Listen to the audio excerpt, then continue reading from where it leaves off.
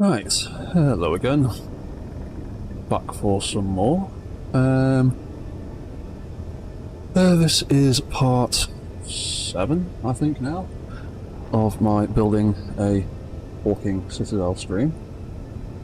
And last time, which was only about an hour ago, we built another set of drones to live on these landing pads, which are currently out and about, patrolling and doing their thing, and just wandering about. And their recharge cycles and all of that stuff seems to work pretty well. So I am going to leave them to do their thing. And the next plan, realistically, is some more base defences, some base weaponry.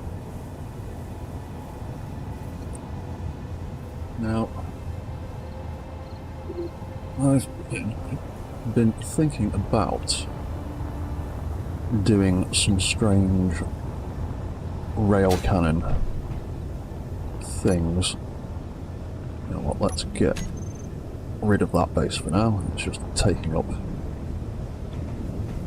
precious sim speed.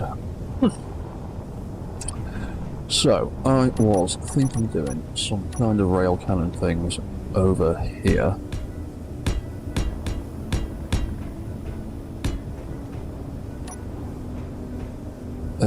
Some big weird custom turret thing, but I'd like to try and make it so it's accessible to an actual person, because I'd like it to be able to have the option to be manned.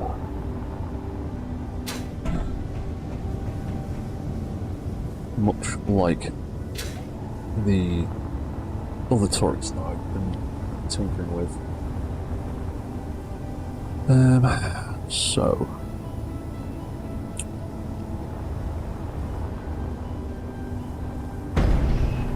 what was that sound? That's somebody crashing. So I'm going to take that for now.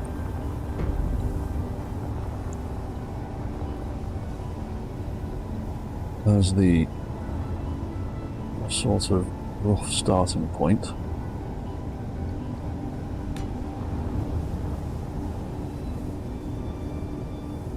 And maybe put it a block lower into the floor.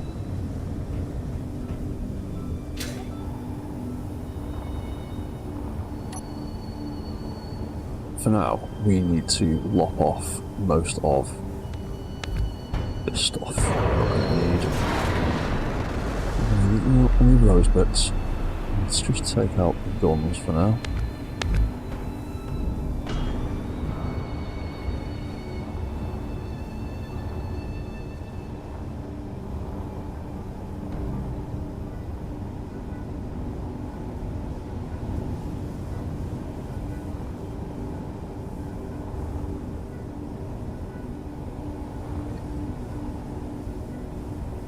Ooh, in fact, actually, let's take those out.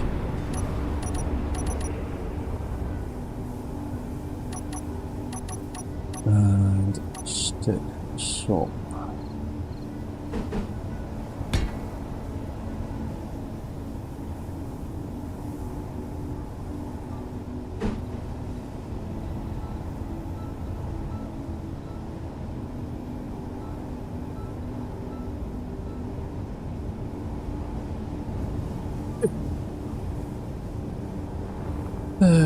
Right.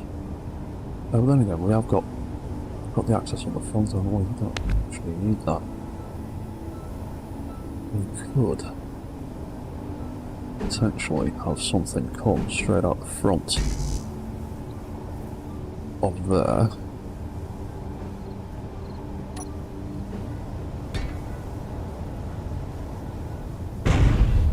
Ooh. change some of those drone settings. They collide a little bit.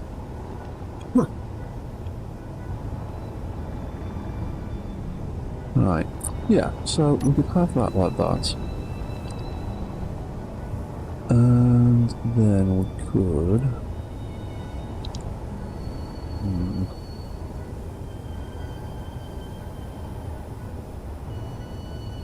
Oh, hello, tiny cat. Do you want to join the party? Go on, find a spot. Right, so we could attach that to there. That can be the mount for the actual bit I want to shoot with. And we can just about see over it, and we're going to have a camera mounted on it anyway. Hey, so, what silly things we do with this? Did you find a spot, Cat? Thank you. So, first thing I want on my ridiculous weapon thing that I'm going to build is a rotor, because I want it to have a big spinning barrel.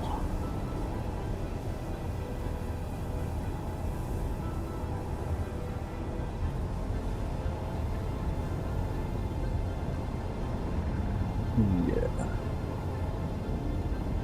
And then, what would we need next? We would need a connector to tie some guns into. And then the centerpiece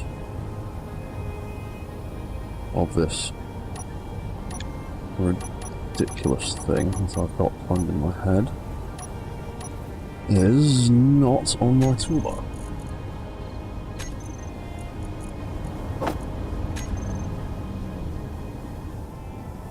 So we're going to use a welder. You might wonder why I'm using a welder on a gun, but this welder is going to be the trigger for our gun.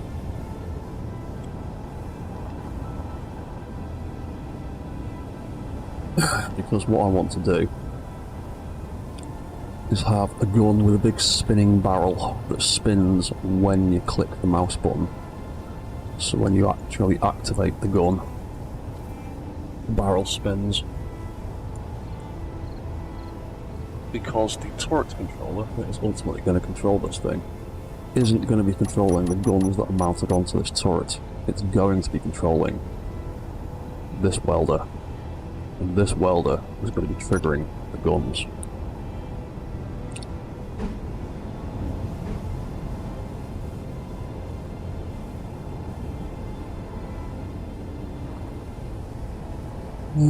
How long do we want it to be? You know what, let's make it.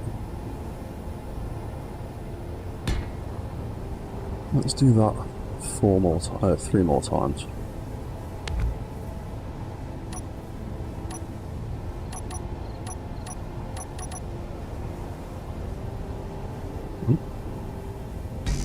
So, paste that there, and we can stick one on there. This is all going to start getting a bit heavy in a minute, so we're going to have to adjust some of the hinge settings.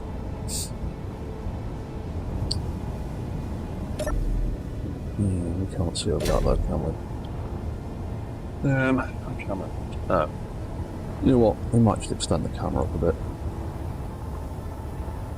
Or we could actually just drop the barrel down another block. Let's do that instead, I reckon. Put that on top so I know which bit was the top. Bye bye gun. I'll come back and get you in a second. Also want to change the colour of that. So where were we? We were on there. Right, let's look at that gun back. Where have we gone? There you are.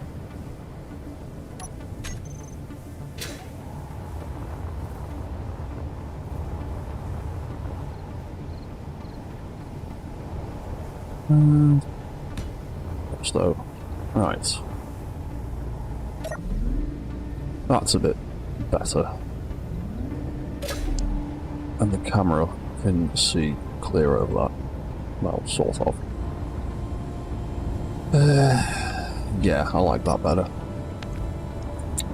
Right, so that can come out.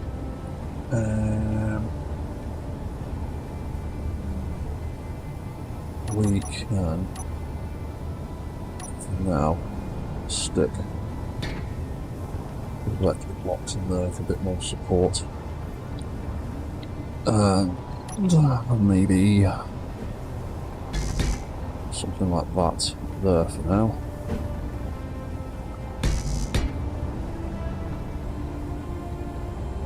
Right, we've got our guns, and we need to connect them up.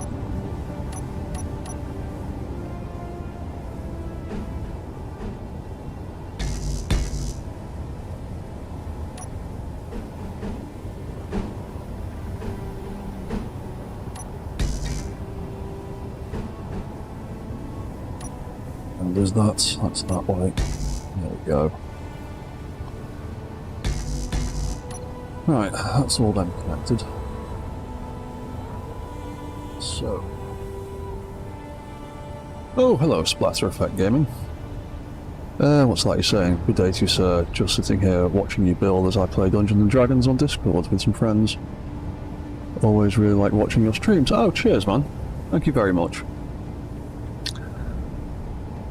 Can't say I'm much of a D&D guy myself, but yeah, glad you're having fun and watching my stream while you do it. Cheers, man. So, yeah. What I'm doing here is attempting to build one of my stupid subgrid super weapon things. Because essentially what I'm trying to build is a big burst fire rail turret thing that can either be AI controlled by the base or manually controlled from the bridge, or even more manually controlled from the actual cockpit itself.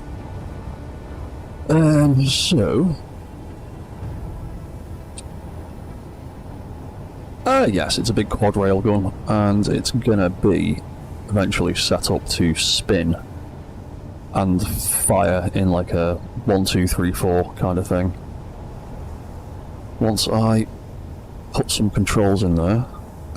So for now that is kind of all I really need. I can do all the greebling later. It's got all its basics. So we'll call that M-Base Mark 3. Rail cannon rotor. L01, because we're going to do one this side and we're going to do another one on the other side.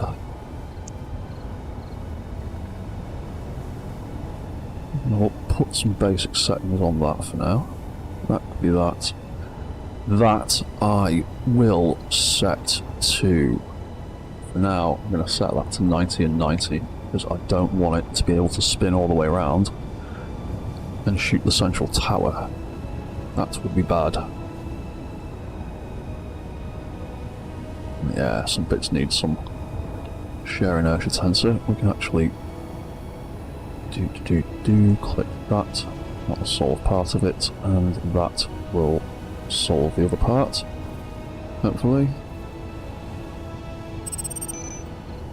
Might need a bit more strength in there.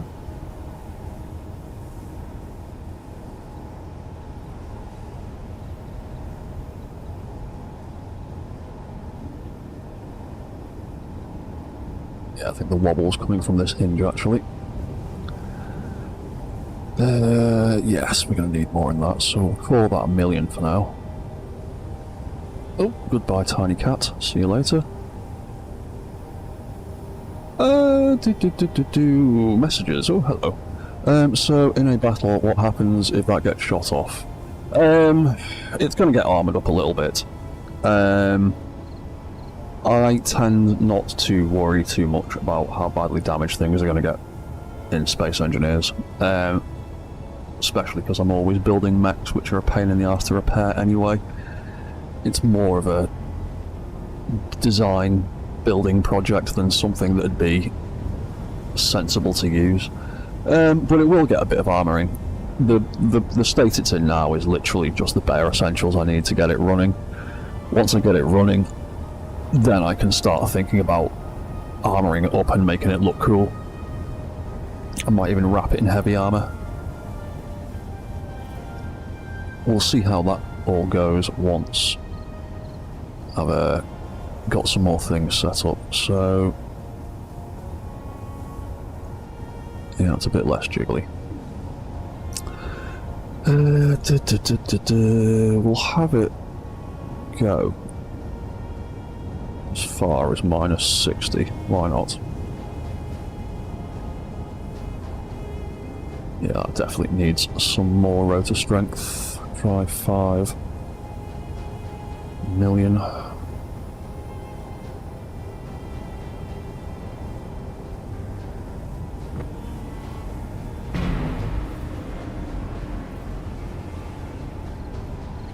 It's still really jiggly. Is it because I've used a small grid hinge? Should I actually do a bigger hinge? I think I might have to actually with the weight of this. Otherwise it's going to be quite jiggly. Because the more I increase the torque, the more violent that jiggling is going to get. Yeah. Okay, let's actually try and do this slightly differently. Let's put you over there.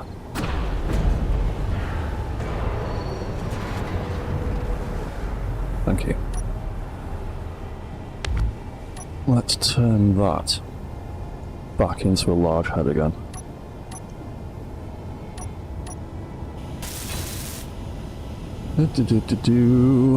Oh, sorry, didn't see other messages there. Gatling turret advanced for GTA 4. GTA 4. You jumping in there with the designation names again? Quite possibly. I might use that. What's that you're saying? Splatter effect. You really like my designs. Being able to see them actually being made kind of makes me wish I had the skills to make this kind of stuff. It just takes time at practice, man. And screwing around and not worrying too much about getting things wrong and just experimenting with things. To be honest, I can barely build a functioning ship. I'm not the best at ship design. I actually kind of struggle to balance, like, power and weight and fuel and all that kind of stuff. But the logic programming side of all the robotic stuff, that seems to come to me pretty well. Oh yeah, no worries, man. I always try and respond to people's messages when they're kind enough to say something. Right, so let's try swapping it to that hinge instead and stick in a small head in there, because all of this is probably going to be quite heavy now. So that is going to give me a lot of grief trying to paste that on, so let's just take that and chop that bit off. Get rid of that. Get rid of that. Like I said, man, I'm not too good at doing flying things, really.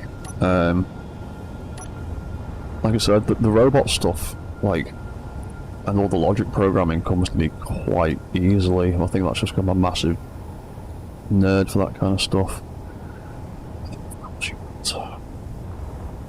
Whereas the ship design, I'm a bit useless at that. You're going to make me take the whole thing apart, aren't you? God's sake. Right. Take that off the bottom of there. Take that off the bottom of there. And then we'll just put... Where is it? There. That's what I'm after. Stick it that way to hide the conveyor ports. Copy that from there, hopefully.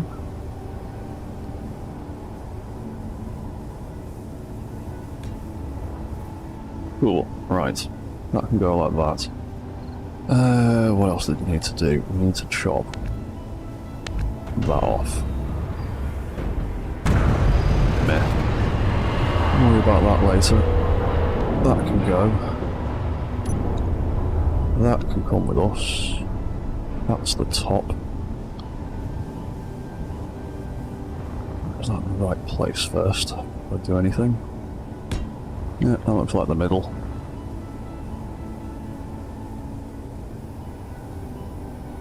Oh, that's considerably less wobbly, even before I've done shear inertia tensor. Yeah, that's the one. Right, cool, we'll do it this way with the big hinges then.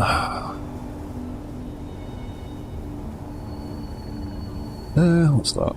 The only cool thing you've ever made with the help of a friend was the SEG mining and salvaging ship. Oh, someone even did a review on it. Oh, that's nice. Yeah, I'm hoping one day that someone will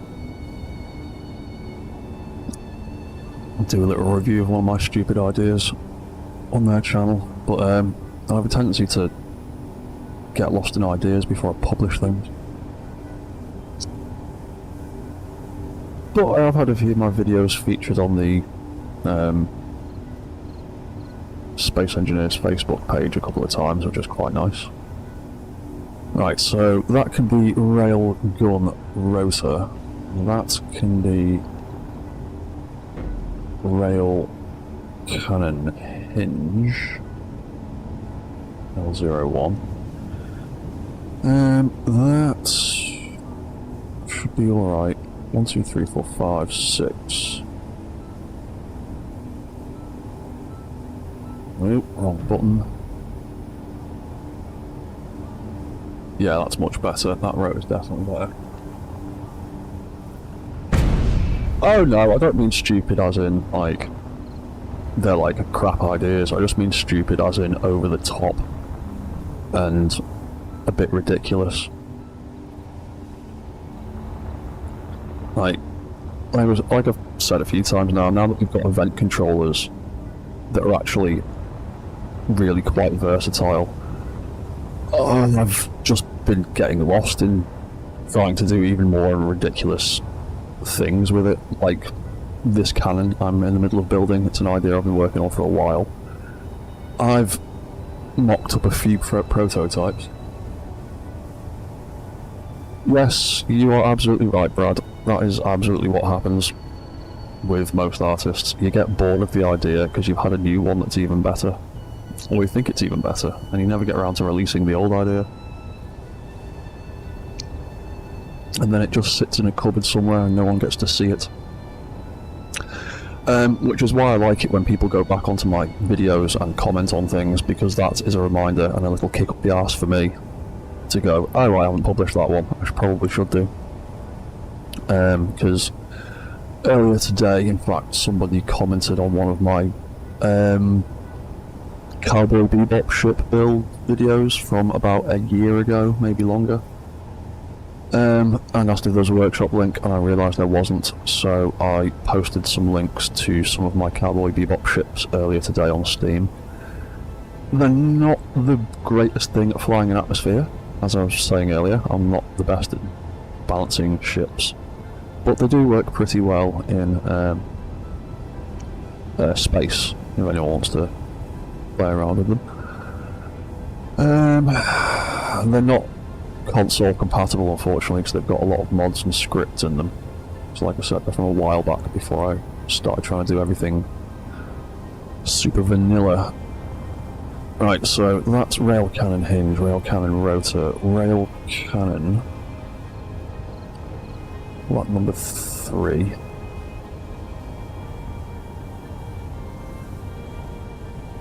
That can be rail cannon control seats. That camera.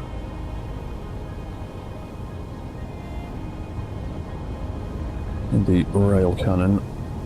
That's got an old tag left on it, as does that one. Yes, you will absolutely see the cannon fire. I'm only half an hour into the stream, and I'm going to do at least 3 hours, so there is plenty of time.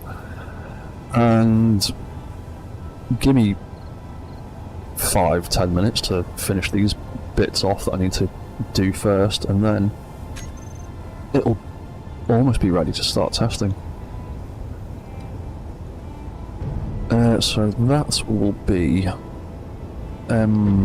base -03. That's the base. And I'm just going to call it rail cannon barrel rotor for now, because that is going to be doing something slightly different. So we'll give that 1,000,000 torque for now. What's that like when it spins and stops? Right, I want it to spin faster than that, because I want it to be like bang, bang, bang, bang, bang. What if we give it 18? What's 18 like? So I want it to, I'm trying to make it like a ridiculous burst fire rail cannon type thing.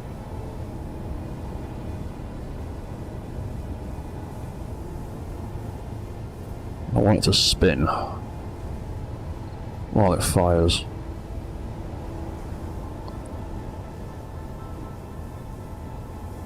Right, so that's fine, that's fine. The velocity will do for now, unless we discover it's going to cause problems.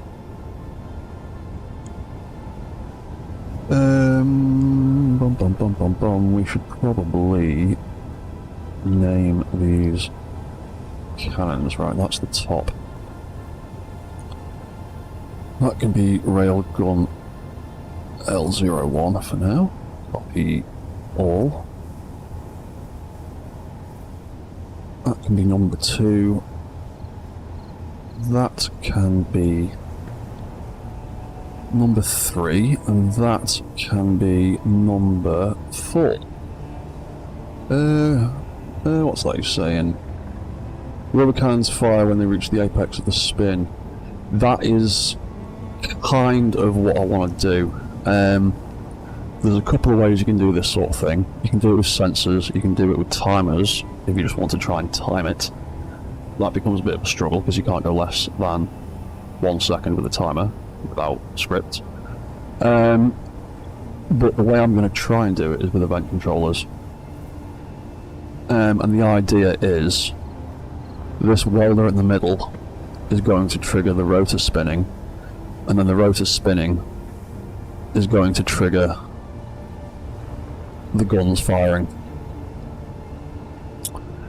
And I'm going to try and put a cooldown control in there so you can't fire the gun again or spin the barrel whilst the rail guns are recharging.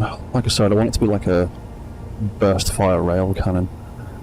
So this welder will actually be base 03 rail cannon trigger L01. So we've got a gun, a camera. Let's just rename there while we're at it, just for the sake of it. Rail cannon, cannon. 3 and L01. Copy all of that. paste that onto there.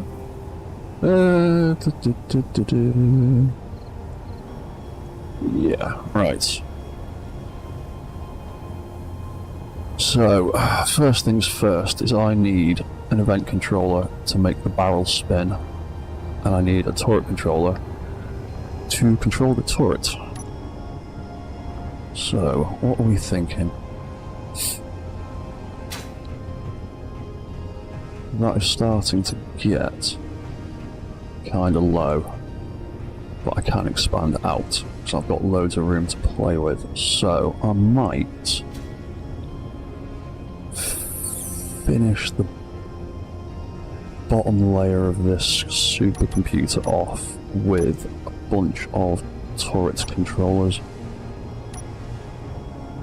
What are they like? Ooh, let's get the pretty colour. Because I can have that like that, and have a row of them for all the turrets I want to build.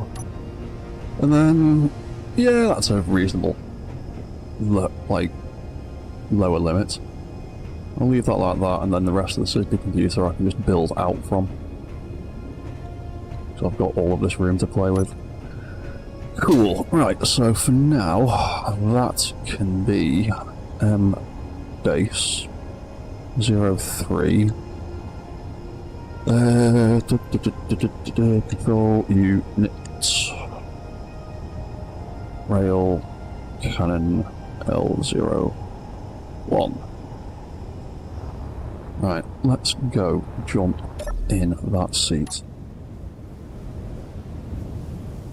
Ah, bloody massive, stupid grid perspectives. There we go. I'll do it from spectator mode. Right, so rail cannon bits. So we've got this turret controller, which I'll stick on section images for now.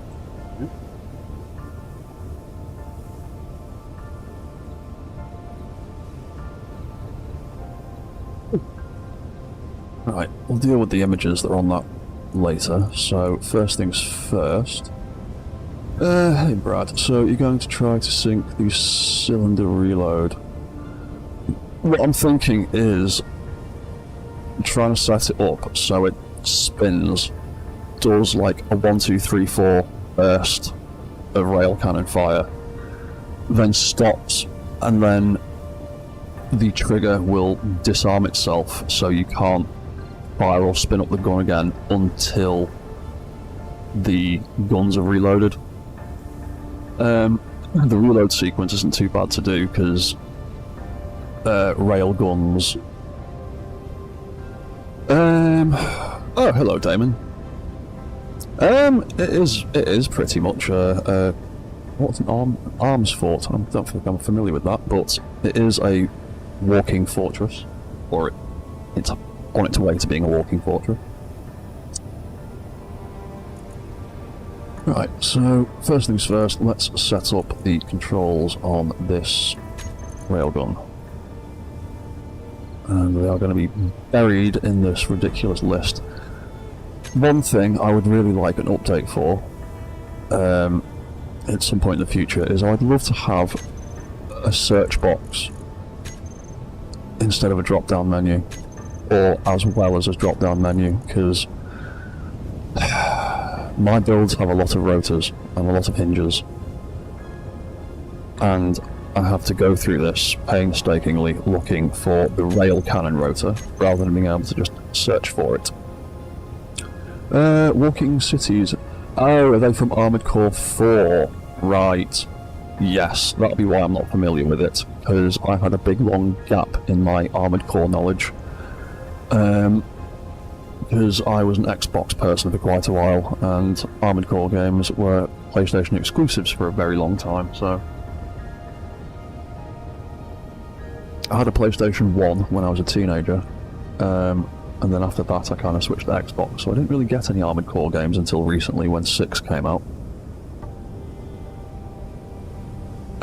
So, that's the rotor. Where's the hinge? Rail cannon hinge. There we go. I forgot to put the name on it, the tag on it properly. And there's a lot of cameras.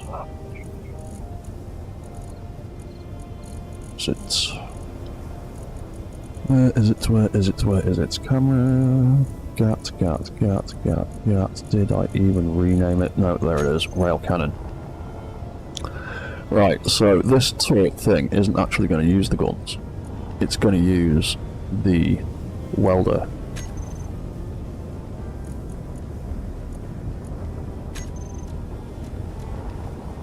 Because if I switch back to spectator mode, you can see here that when I click the mouse, you can see the welder turning on and off. Now, block tools work slightly differently from weapons. Weapons, when you click the mouse button or press the fire button on your controller, fires the gun. The block tools, it turns them on, so we can use that on and off with the mouse button action to trigger an event controller. And I'm just going to pop the event controller in there. There's a lovely little space for it. So we can pop that in there, and we can call that Embase 03 controller rail cannon trigger L01.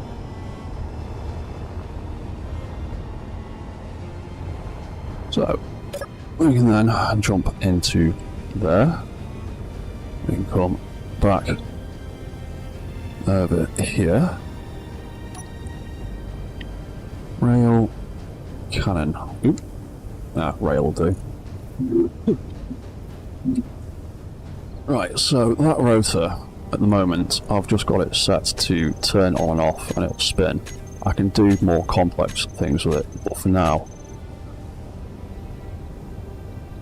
yeah, to be honest, other people have mentioned I need to clip some of this stuff. I really do need to at some point. I need to get my head around the YouTube stuff a little bit better, but yeah, I need to do that. And if there's a few others people have mentioned, like my little AI defense thing. But for now, we're going to get that event controller to turn this rotor on and off using this welder. So we select block switched on and off. Get our rail cannon trigger, and then we can have the rail cannon barrel turn on and off when we take control of the turret. So, button, let's stick the rail cannon control on there, go back to where we were, select the rail cannon, and there we go. When I click the mouse, it now makes the barrel spin, and when I let go of the mouse, it stops, because it is literally just turning on and off that rotor when the welder activates. And this is one of the reasons I really like it. We can get some small 1 block or 1x2 block small grid tools, because all the small grid tools we have are like 3x3 or 3x5 or something stupid. And you could do this exact same thing a lot easier with a smaller grid. Oh, cheers, splatter effect. No worries, man. Yeah, it's one of the things I kind of figured out how to do over the last couple of months with these event controllers, because, like I said, they're actually really versatile, and there's loads of stuff you can do with them. You've just got to think about what you can use to trigger something and what kind of response you need. because this, I'll point out that this, for some reason, doesn't seem to work using the block tools from a control seat. As you'll see, that's turning on now, but the event controller isn't picking it up for some reason. I don't get why, I really don't know, but from a control seat, it doesn't seem to work. From a turret controller, it works fine. Don't know what the difference is, not quite sure, but it's something I noticed a while ago as well, that this block tool trick doesn't work from control seats, only from turret controllers. And you can see me there selecting that welder all day long. You can see me there turning it on and off with my mouse. And it don't do nothing from the control seat like that.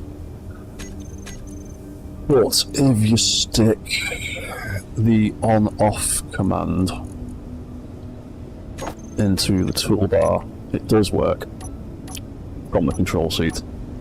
So I don't know what's different about using block tools from a control seat as opposed to a turret controller, or just turning the welders on and off manually. Don't know what the difference is, but from the turret it works fine. And then we can move the turret around with the mouse, and we can use the mouse button to spin the barrel.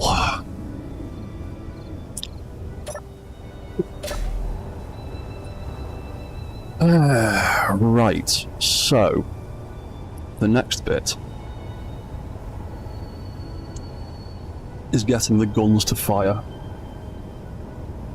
and that is gonna need at least 4 separate event controllers, 1 for each gun. But also because rail cannons have a ludicrous recharge time,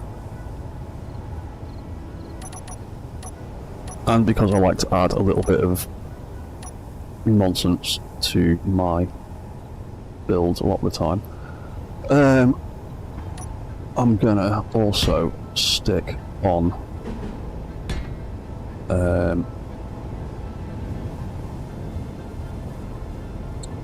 go away, phone notifications.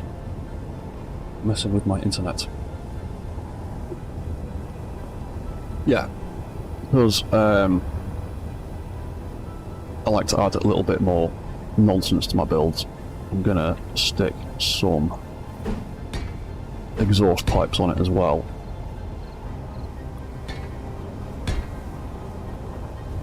Because that can let me know that the firing mechanism is actually working.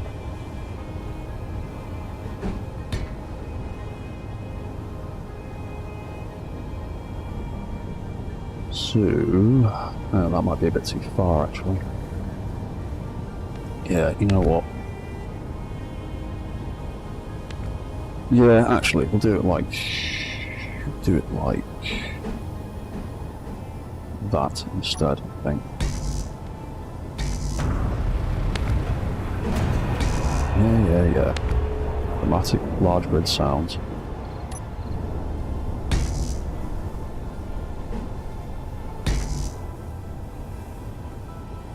Yeah, right, that should be clear enough. What did it need? Exhaust pipe.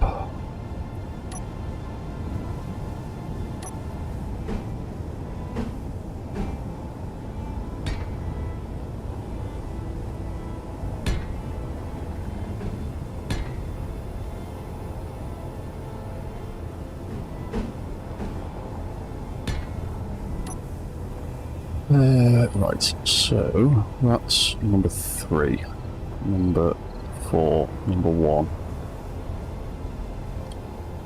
Right, oh, hang on. Didn't need to delete all of that. Embos-03. Rail cannon exhaust. L0 1. Copy all. That gets to be number 2. That gets to be number 3. And that should be number 4. That's 4. That's 4. Right. We'll just quickly change those exhausts to something a little bit more obvious.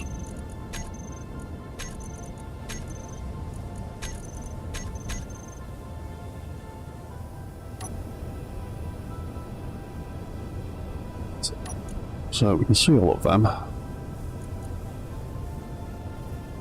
They can get turned off for now.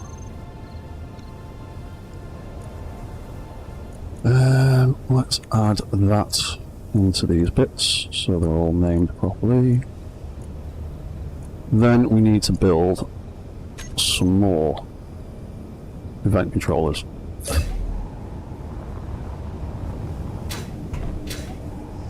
Hopefully this will actually work.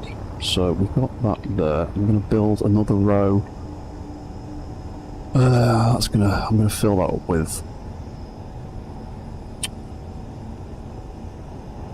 turret controllers. So let's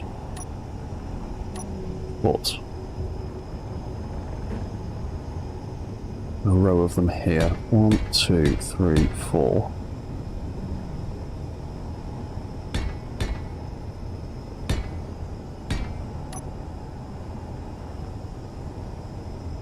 Right, so base dash 03 controller rail cannon fire L01.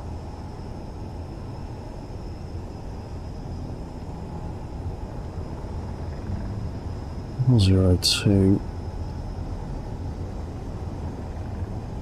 3 and 4. And while we're at it, I'll set up bits for the other one so I don't end up with a whole bunch of unnamed controllers and then forget where I'm up to later.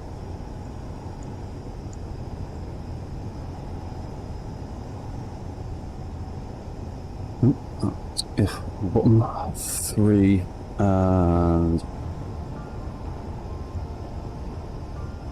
4. Right, just take that name from there, paste that onto there.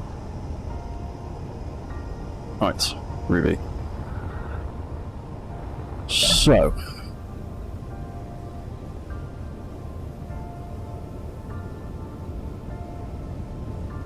get controls, so we can turn that on and we can get that to spin using the mouse. What we want to do next is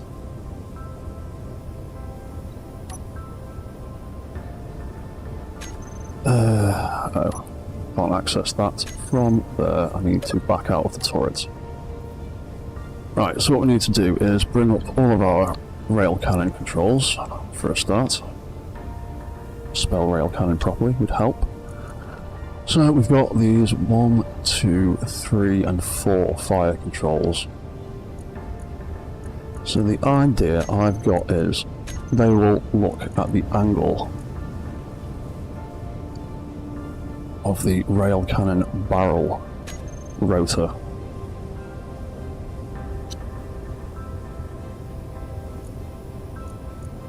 And as each one of them gets to 10 degrees, it's going to fire, because I've noticed through all of my experimenting, trying to get event controllers and sensors to pick up movement at high velocity between -10 and +10. It has massive issues for some reason, putting it over 10 and then offsetting all your other settings from there usually does the trick.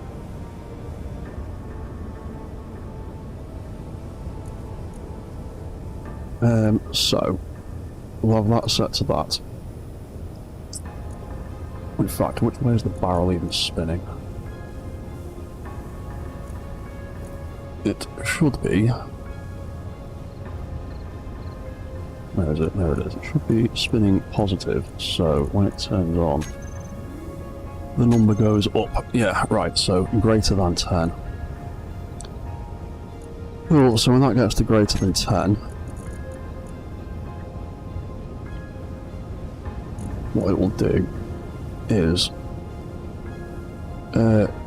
shoot and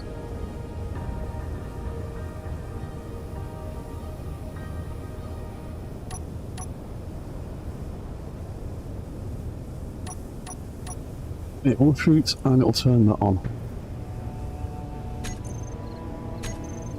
and off.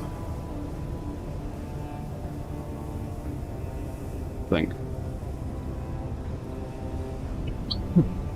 Might have to put in another control for that to turn off, but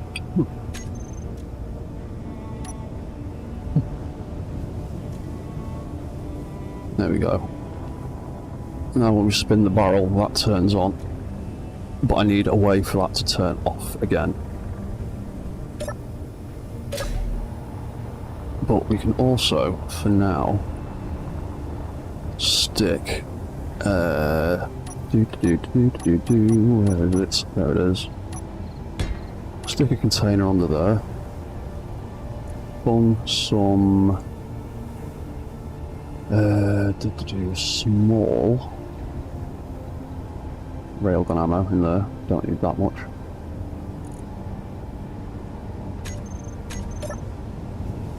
There you go. That's feeding some of them. So yeah, I'm going to need a better way for that to turn off as it spins. In fact, I could have... Oh no, the next one would turn it off, then the last one will stay stuck on. I'll come up with a better way to get that to turn off, but for now... if we go there, roll that. There you go, as it went round, it's fired. And now it is recharging. So if we do that same thing with all the other controllers, we should get a little burst fire thing out of it. So, number 1, number 2, angle changed. And we need it, we got 4, so we can go 0, 90, 180, 270. But we need to offset it all by 10 degrees because of the stupid bug here. So the next one will be 100. It'll be rail cannon barrel again. Oh, actually, no, they all need to be set to 10 because they're all going to. Oh no, no, they're not. I'm being stupid. It does need to be 100 because otherwise it'll fire all 4 at once. So yeah, it'll be that. It'll be barrel rotor. Add that, and then yeah, when this spins round, it will fire that one and turn that one on. And I need... How can I get that to turn on and off effectively?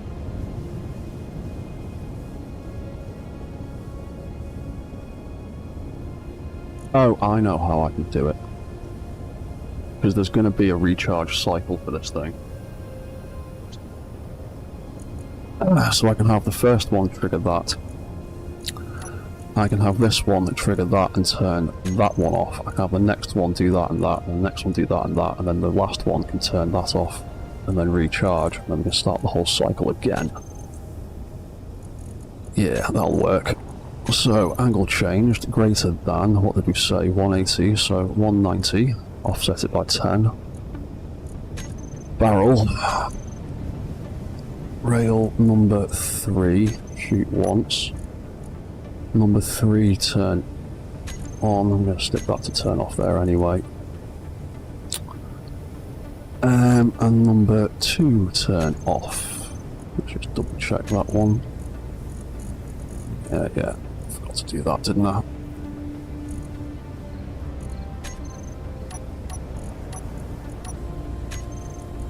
And then number 4, angle changed, greater than 280.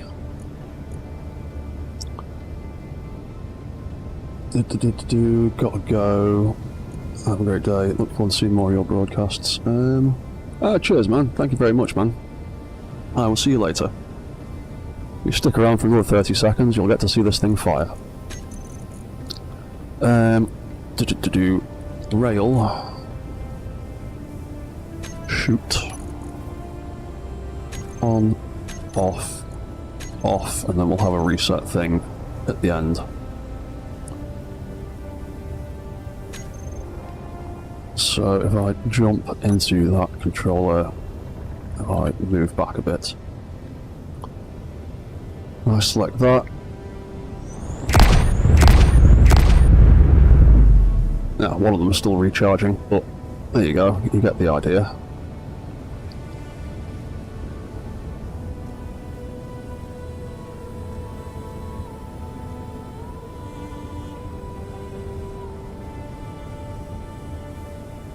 So yeah, and then rail cannons have a 20-second reload time on them, which is a bit of a pain in the arse. This is why I was going to make it a burst fire kind of thing.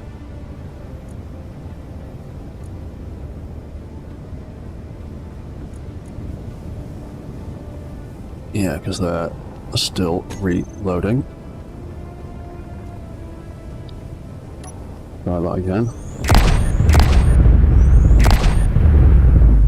Yeah, see, this is the issue with some of these event controllers moving at high speed.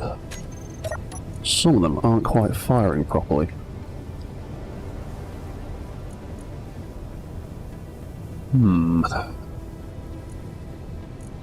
That's set up correctly. That's set up correctly. That is set up correctly. It might just be a velocity. Oh no, it's because I didn't select that. Divvy. Right. 1, 2, 3, and 4. Let's try again. There we go. All 4 firing. Counterclockwise. I can make it spin clockwise if you'd like.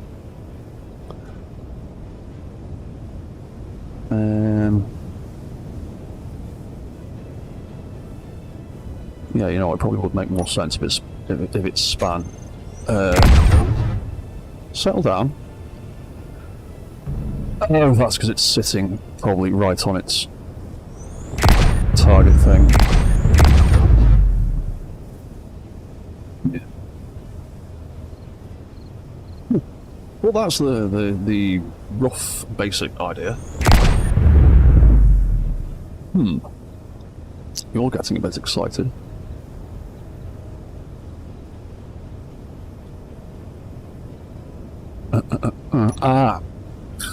Right, so I think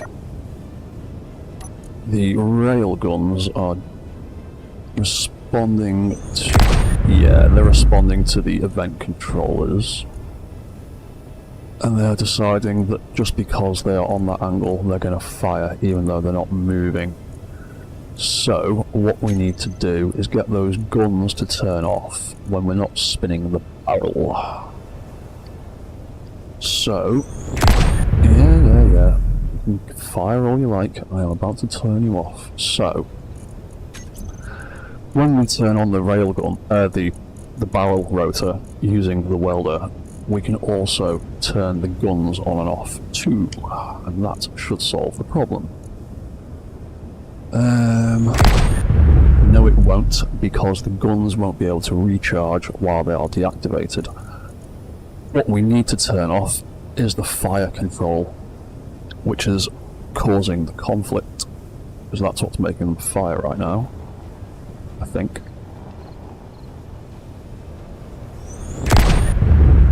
Hang on, is it that same one? Have I just set that to fire on? I better have, haven't I? Let's check that before I do anything else. Because it does just seem to be you. Is it just you that's getting excited? Oh no, you all seem to be doing it. I'm going to check those fire controls anyway, just in case. Fire once. Fire once. Fire once. Yeah, I think it's because of the turret controllers. Shoot on. No. Shoot once. Anybody else firing randomly now?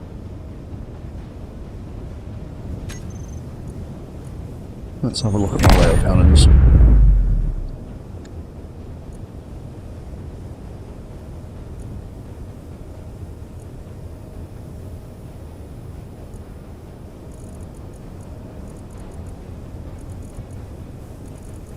Yeah, it's just you, isn't it? Right. Can I trigger a single rotation per welder activation? Yes. And that is ultimately part of what I want to program. Doing this kind of thing is a bit of a step-by-step process to make sure all your bits work first, but that is definitely part of the plan. Is to... What the hell was that?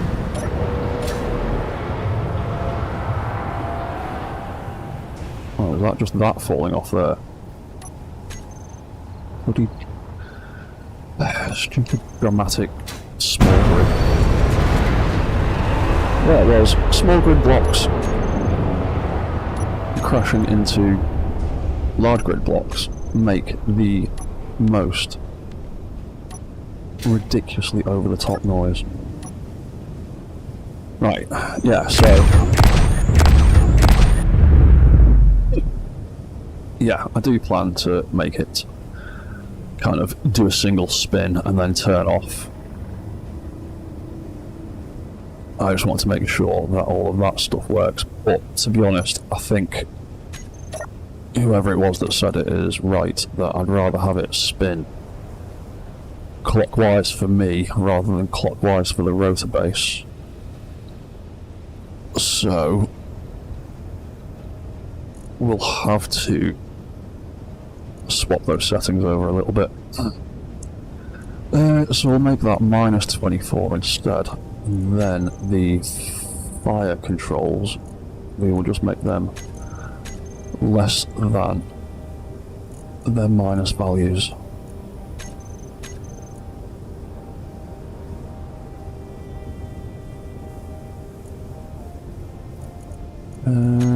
No, not that one.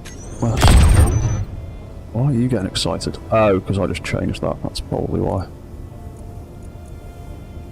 And -280, right. So, there we go. Does that feel a bit better for everybody? Spinning clockwise instead of anti-clockwise?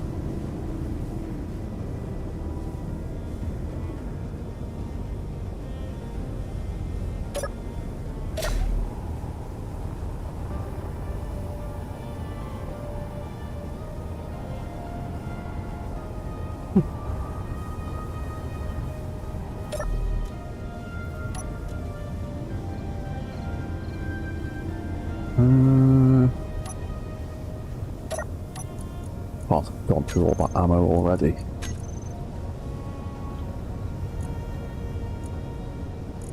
No, there's loads of ammo. Just waiting for the recharge.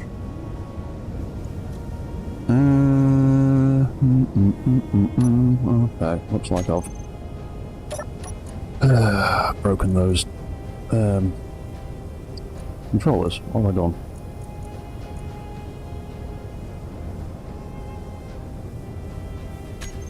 Oh, is it still reading the rotor in? Oh, right, hang on.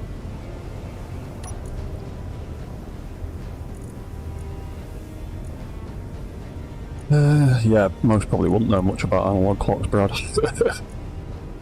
Rotor. Barrel. On.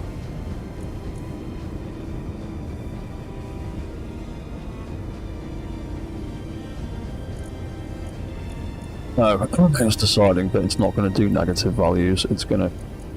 Hmm?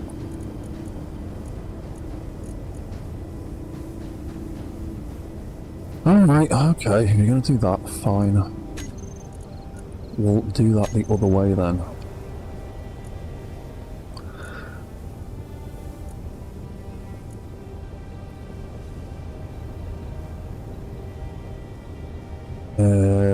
So...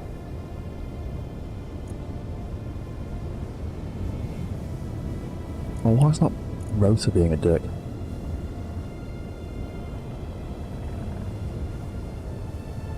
And it's not just counting down the negative values.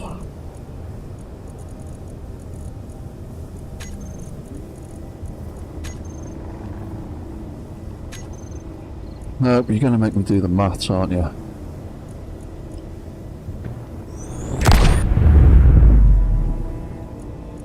No, have you got any limits? Oh.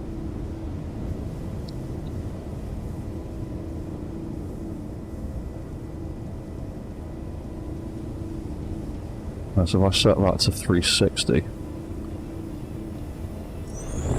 you will start counting the negative values. Right, okay, fine, whatever.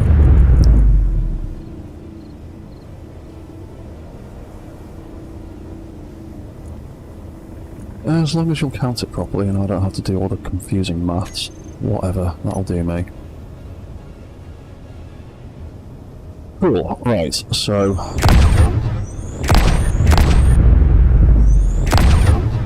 Right, that spins and fires as they move around. So the next step is we need to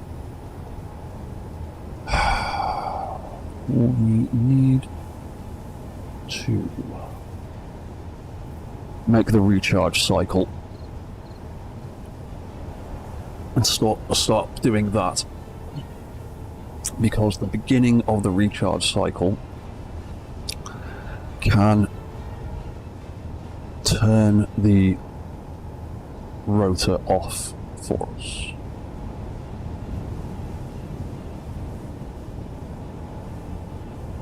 Yeah, and in fact, I'll have to change the way the barrel spins.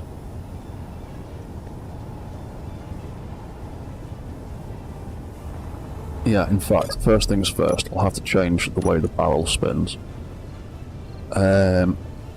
Because I want to use the turn on and off as a failsafe. I want to use that function as the failsafe for the recharge cycle, so we can't accidentally fire anything again. So if we instead still use that trigger, but instead of turning this rotor on and off, we will make it spin instead. So the first action will be reset velocity. And then we will decrease that velocity once, twice, 3 times, 4 times to get us to 24 RPM from 0. So 6, 12, 18, 24. And here we will stick reset velocity again. And that way it'll stop the rotor. And it should do the same thing.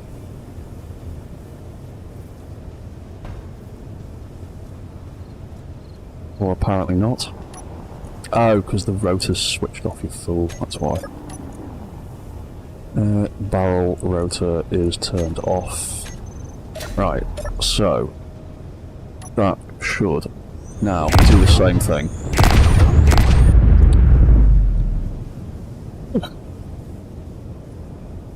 So, yeah, that now does the same thing as it did before, but we are now free to turn that rotor on and off if we want to.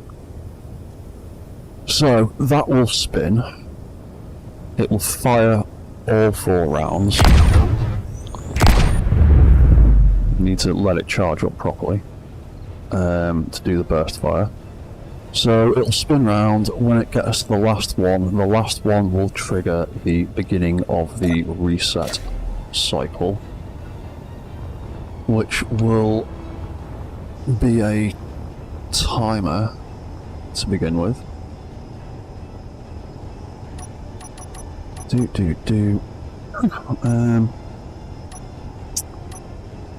Where are they? There they are. So we'll have that timer there.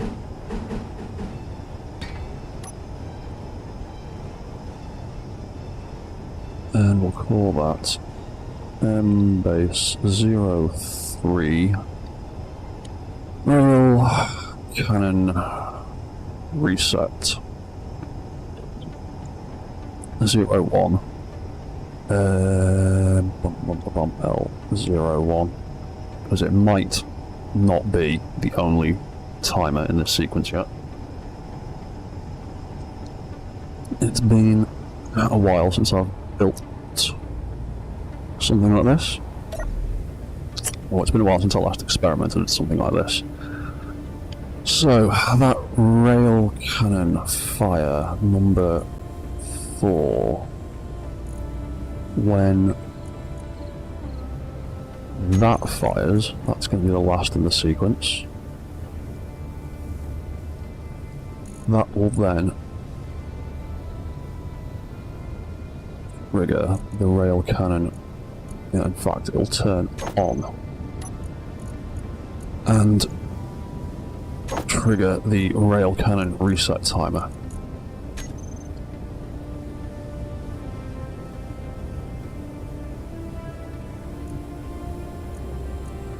And when the rail cannon reset timer,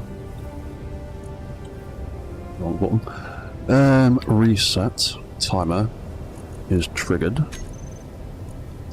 first thing it's going to do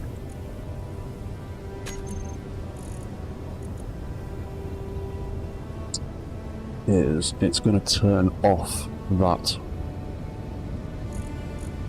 rotor.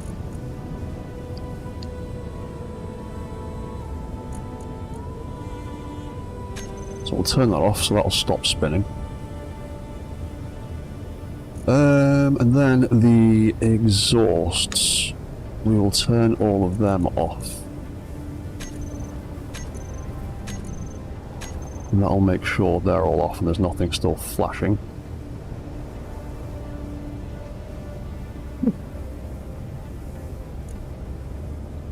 And then that should be that. The guns will then deactivate.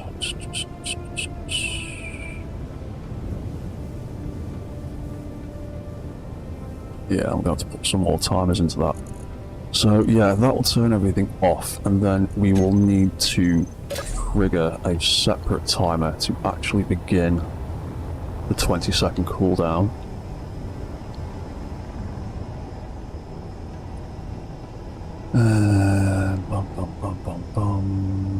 Got plenty of space up there. Yeah, so we'll stick that in there. I'll take that from there.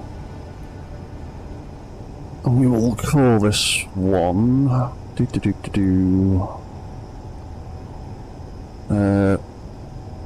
I'll just call it reset 02. And that'll be the next stage. So that is going to be on a timer for 20 seconds. After 20 seconds, it's going to turn some stuff back on. But what we actually also need is another timer as a fail-safe for our firing sequence.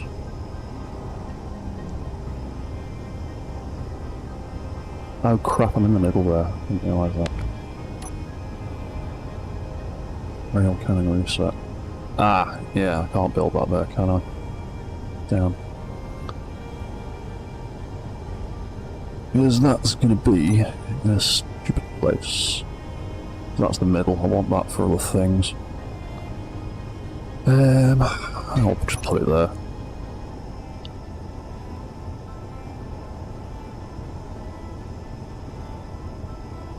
That can be 02 then.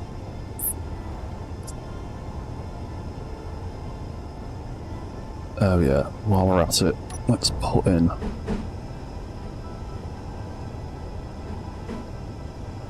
the other sides. So that's going to be reset R01, because we're going to build two of these things eventually.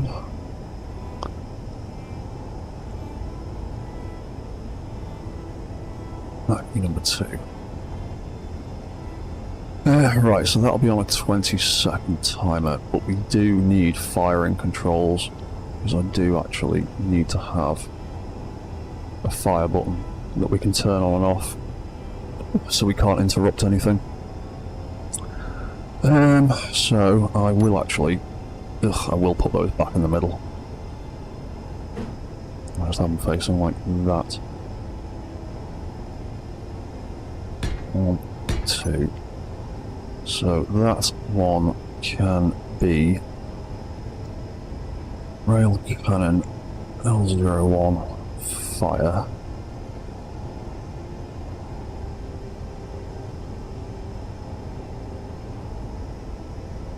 And that can be R01 fire, and we'll set that up later when we build the other cannon. So we just need to do a few little adjustments here. So the trigger controller,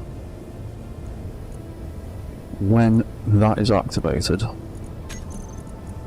instead of doing this, we are going to put these commands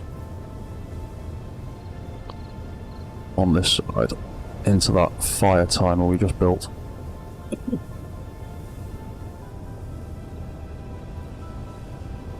And that way, when the gun is recharging, if we accidentally press the fire button, it shouldn't spin. No?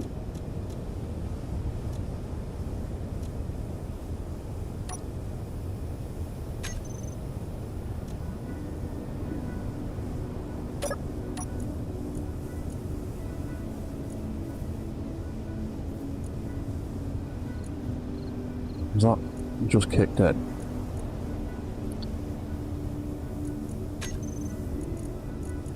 Yeah, looks like it did. Yeah, that last timer and that reset seems to be working, turning the gun off. Cool. Rail L01.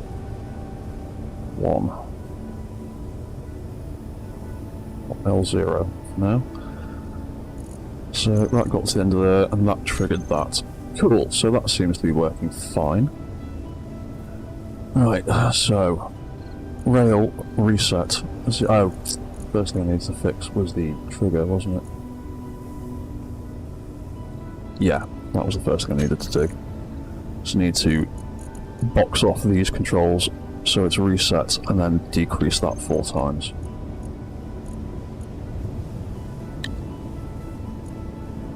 So that'll be that.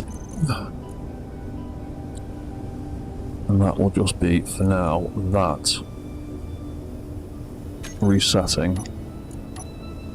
And then decreasing 1, 2, 3, 4 times.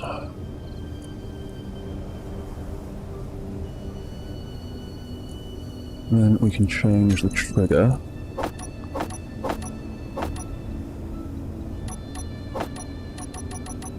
To that timer.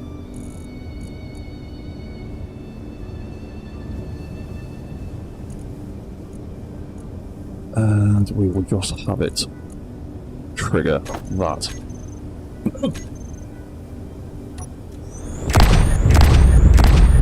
So now it does the same thing, but we have the option now to turn that timer off, and we can then where are we? F9. Oh. And then you can see I'm clicking that mouse and nothing is spinning, nothing is moving. You can see the welder lighting up. So I should be able to come out of there, stick that on there, on off, go into there, go over there, turn that back on.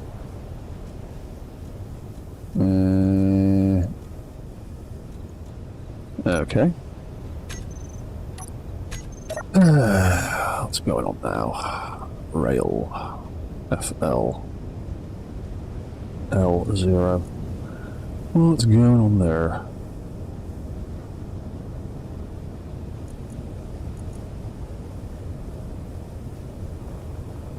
That's on, that's set up, that's on, trigger is on,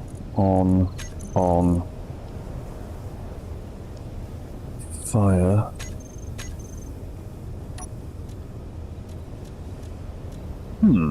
Why are you not working now?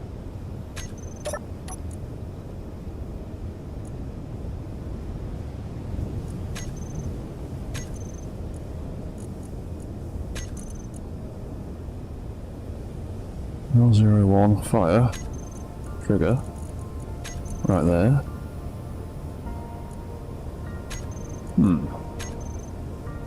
Let's test the timer. There it is, it's on. Now. Not doing anything. Why are you not doing anything? Oh, is it because of your rotor limits that I set before? Or is it because the rotor is off? It's because the rotor's off. Dumbass.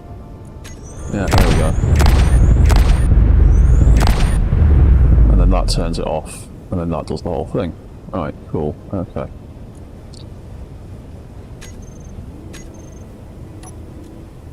Right, there we go. Right. Cool, so that spins that. That does that. And then when we get to the end of the reset timer, that is when we need to turn the barrel rotor back on again. And then we will... Because now if I turn that off, it does nothing. If I turn that back on, still does nothing. Oh, because I'm not on the right controller. So yeah, I've turned that off, does nothing, and you can see the welder turning on and off on my toolbar. Turn that back on, that still does nothing.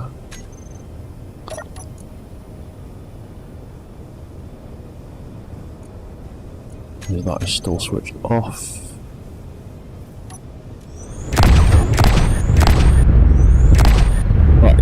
go.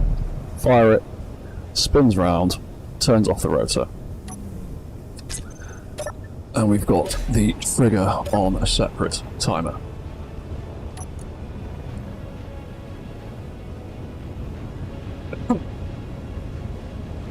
Right, those are the bits we need. Right, so we can then go to our rail cannon. We can go to our reset timer. So that will turn off the rotor, turn off all of the exhausts, then it will reset rail L02, that's the one. You can turn that on and start it.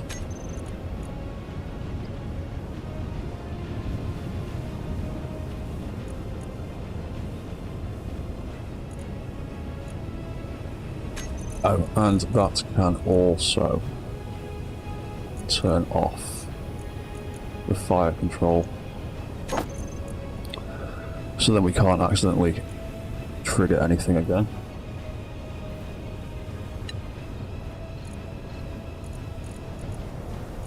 Right, and then that reset number 2 timer, where it's gone, will count out,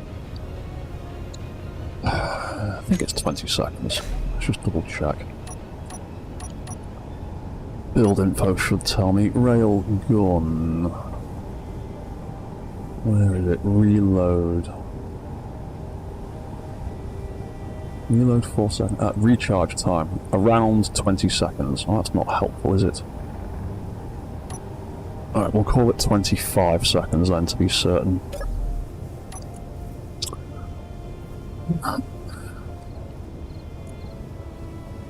So, rail cannon reset number 2. We'll call that 25 seconds. And when that gets to the end of its cycle, it will turn the barrel rotor back on, and it will turn the fire button back on, in theory.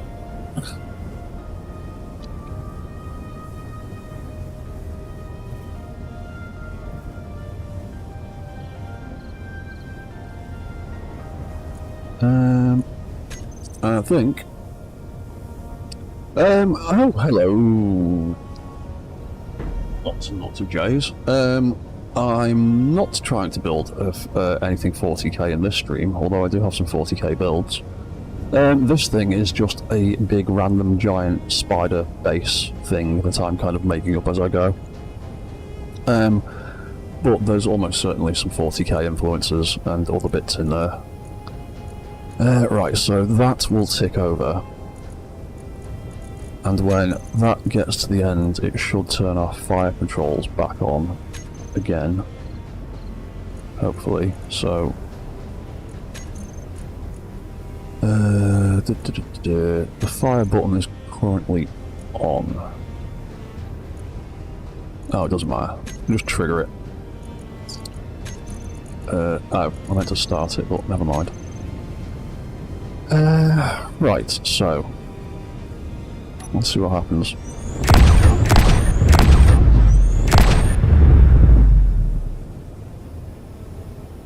That fires like that.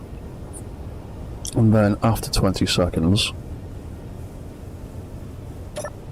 the rail guns should reload. I don't know if build info tells me about that. Fully recharged, 3 seconds apparently. 2 seconds, that's a very long second. 1 second. They'll recharged again from the look of it. Yeah, cool. So we can take control of that again. That last one takes a little bit longer to fire.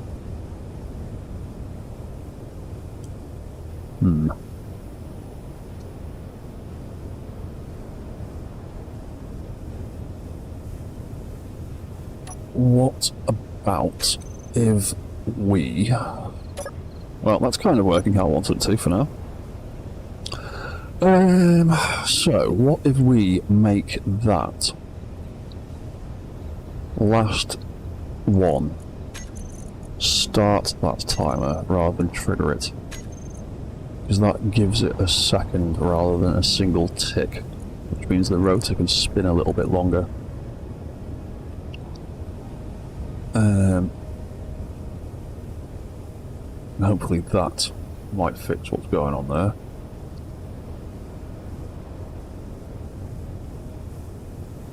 It's either that or bring the barrel's torque down, and I don't really want to do that. I don't want to have it flapping about. So we can do that. What was reset actually doing? Reset number 1 was stopping that, turning that off, and starting that cycle. There is some of my stuff on Steam, and some of it's on Mod.io as well. I've got a bunch of drone stuff that I did recently. There's some Boston Dynamics looking dogs. There are some automated version of these mech suits. I haven't made the pilotable versions available on Steam yet, because I'm still tinkering with them. But there are some basic like AI drone versions of them on Steam that you're welcome to slap a cockpit on and just try and make pilotable until I've got these ready to go. But yeah, I've got a bit of stuff on Steam. I've got a bunch of old Ghost in the Shell style builds and some other stuff. I am actually getting some things ready to publish very, very soon.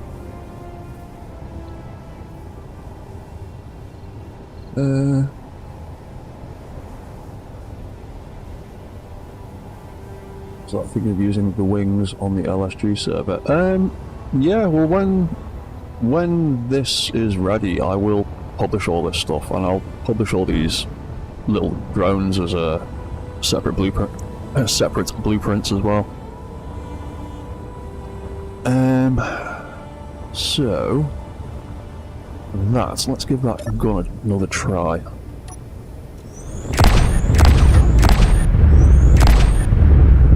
That last one takes a little bit longer to fire. Have I screwed that up? What's going on with number 4? Fire number 4, greater than 280. Less than 290. Oh, because I've not changed it over to less than. That's why. That's why there's a delay. Because I've done it wrong.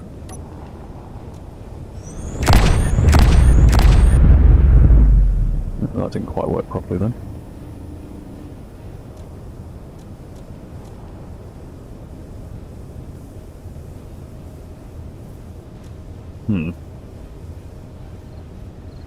Seems to have done weird stuff.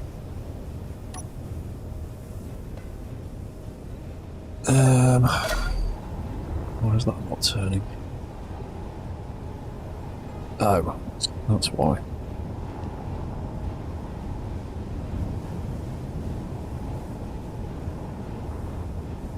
Oh, did I build that rotor head the wrong way around? God. Oh, damn it. I'm not rebuilding that. That'll...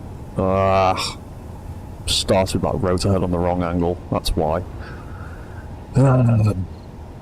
Okay, right. Well, we'll just change that to that then. I was wondering why I couldn't turn the rotor head further than that.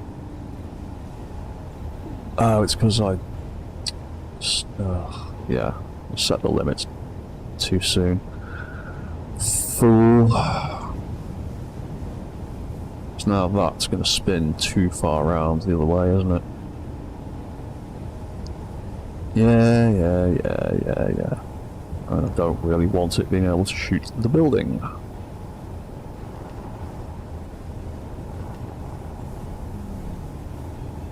So we'll make that 0 instead. Right. Why did you not work properly? Yeah,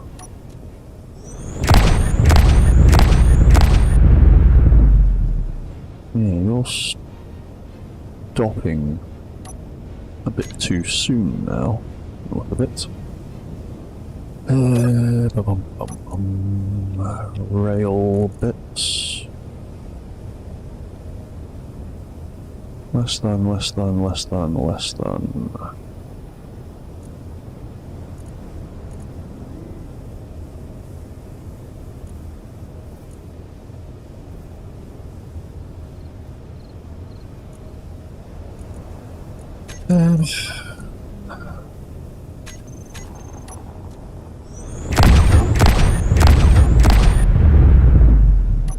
Yeah, maybe. Oh, there's already a timer block in there. Hey, Jack. There is a timer block in there. Did I change the timer block?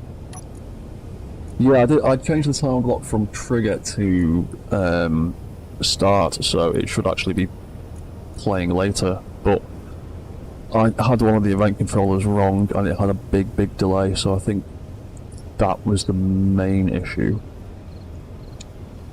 But you're right, I did change the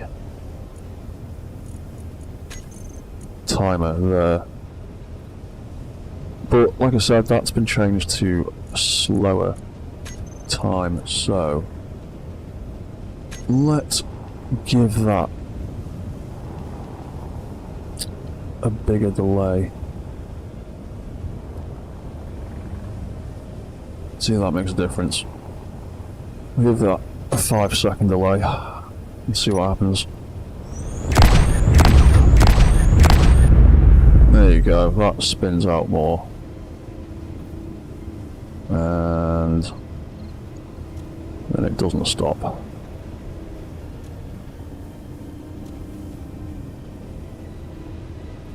Okay.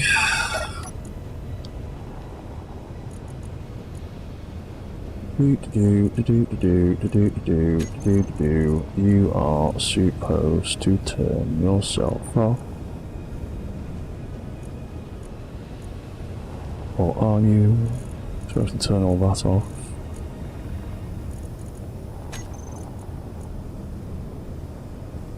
Back to 1 second again.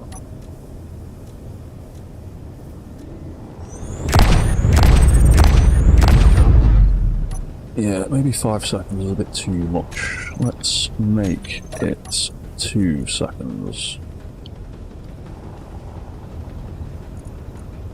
Rail reset number 1. Let's make you 2 seconds long.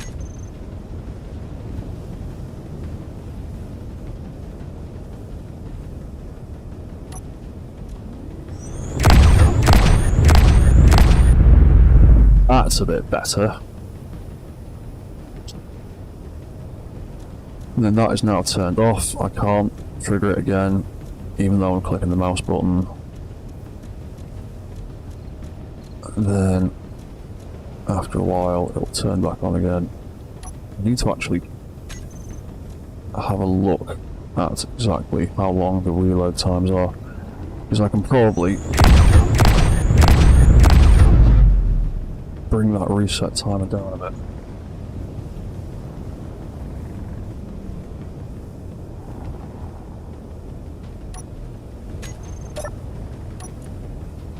Or bring the second one down a bit. Rail reset number 2. Yeah, I reckon 25 seconds might be a bit long, so let's make it 20 instead. Let's try putting that at 3.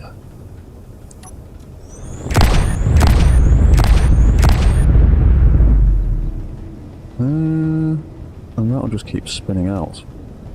Oh, there we go. Right, 3 seconds is a bit long for that first reset timer.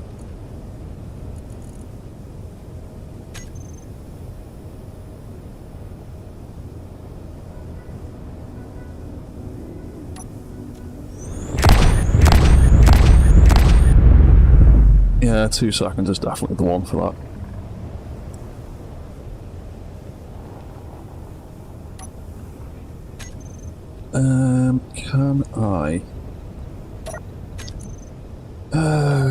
Can I see the recharge time of the railguns on my toolbar if I do that?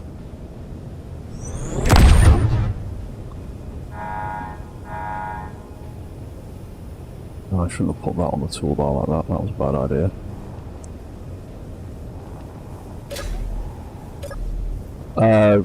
Yeah, I don't want it on there like that. That's annoying. It won't show me the recharge times, will it?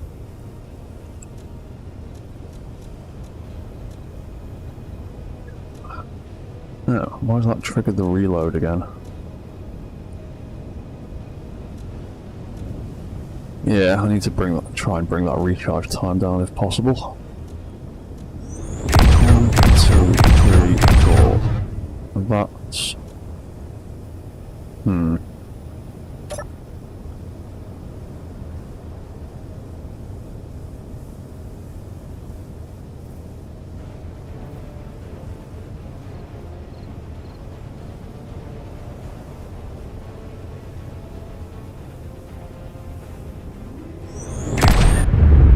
Yeah, I don't want that on the toolbar.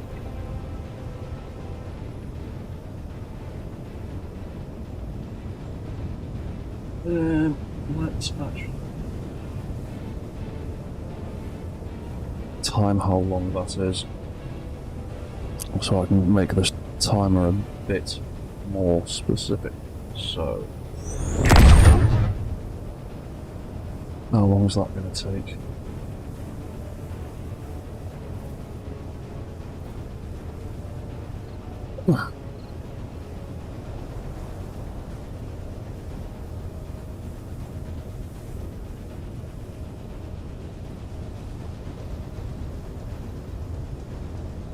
Yeah, that was slightly over 20 seconds, so that reload time is fine. But, ugh, that absolutely needs to come off there. I don't want to be able to do that.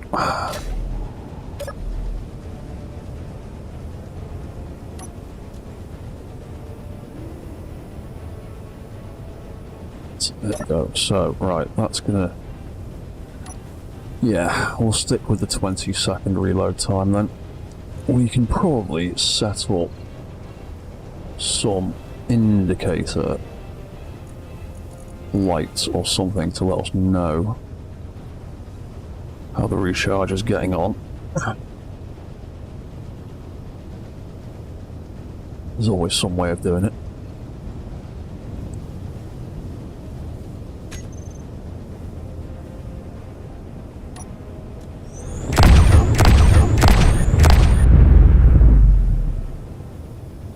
Why is that being a bit weird about when it triggers and when it stops?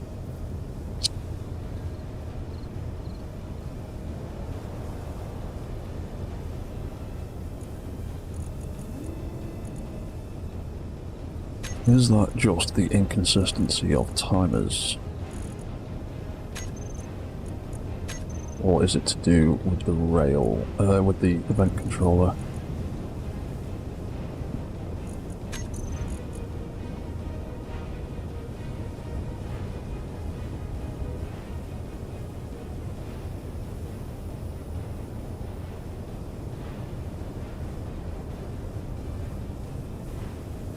Yeah, reset 01 on and start. Be fine. 01. Oh, you don't turn yourself off though, do you? You can, when you're done with everything, turn yourself off.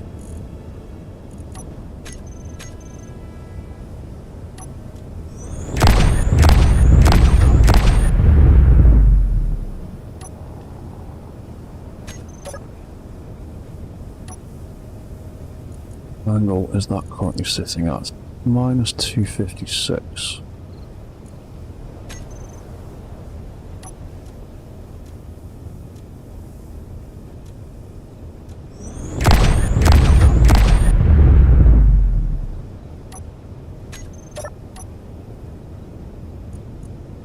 Barrel, minus 256. Okay. Seems to mostly consistently spin back round to the right position.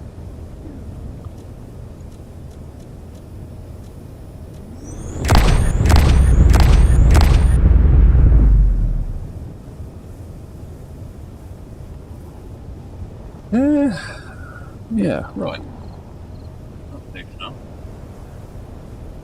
Oh, well, that's been, nearly 2 hours. Right. That is kind of working how I was expecting it to. Still needs a bit of tweaking, and I will come back to doing that in about 5 minutes. I just need to have a quick little break to grab a drink and nip the loo. For now, come here, little bugger. For now, you can have a lovely view of one of my drones floating around for the next 5 minutes. I'll be back in a second, don't go anywhere.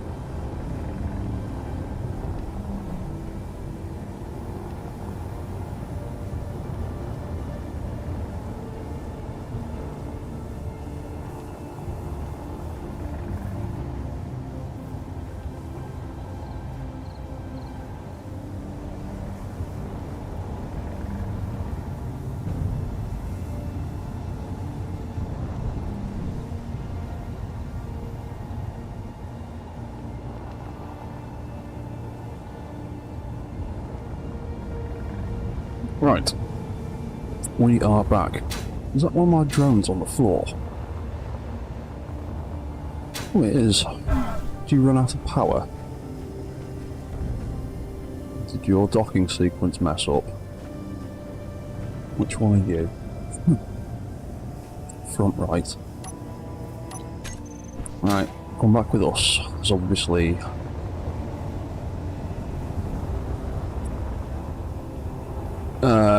right. I think you took too long to get back. And your battery went flat mid-air. And then your little reactor wasn't enough to do much, was it? Let's see what happens. Oh, that's at least close. And, smeg it. Oh, he's landed and he's locked down. That'll do for now. Right, so... this thing's kind of working then, isn't it? Let's have a better view.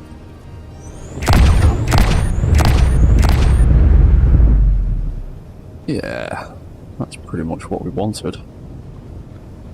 Something like that we can. I'll change the angles a bit so it can pitch around a little bit further. I just don't want it to be able to shoot the base itself.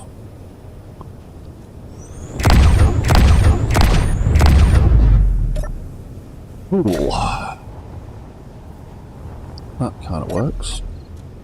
And I can't fire it until the recharge cycle is kicked back in again. I can sit here hammering that trigger button all day long until it actually reloads. There we go.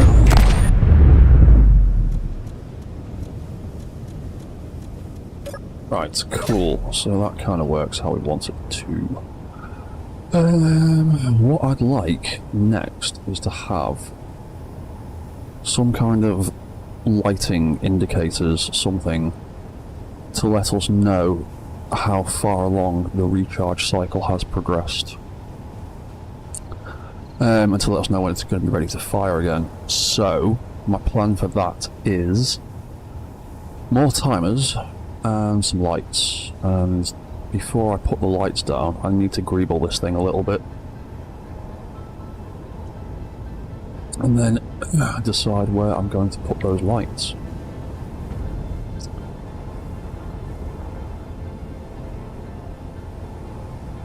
Reckon I might be able to put something cool directly in front of the pilot seat so we can see the charge lighting right here.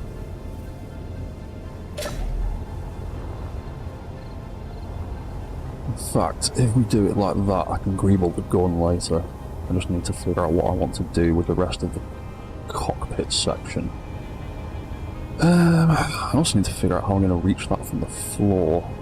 I might just do some catwalk stuff like that around here and figure that out later. So, what should we do with the gun for now?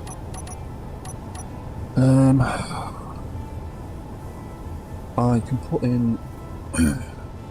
So I can change the 20-second reload timer to a bunch of separate timers, so we could have, for instance, a 0%, a 25%.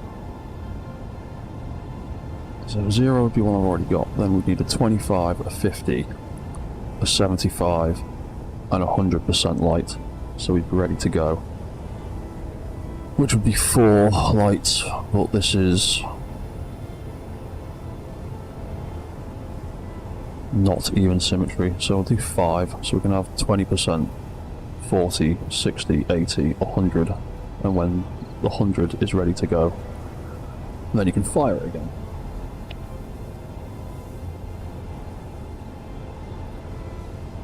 Yeah, so we'll do that, and then we can have 5 lights, can't we? Can we?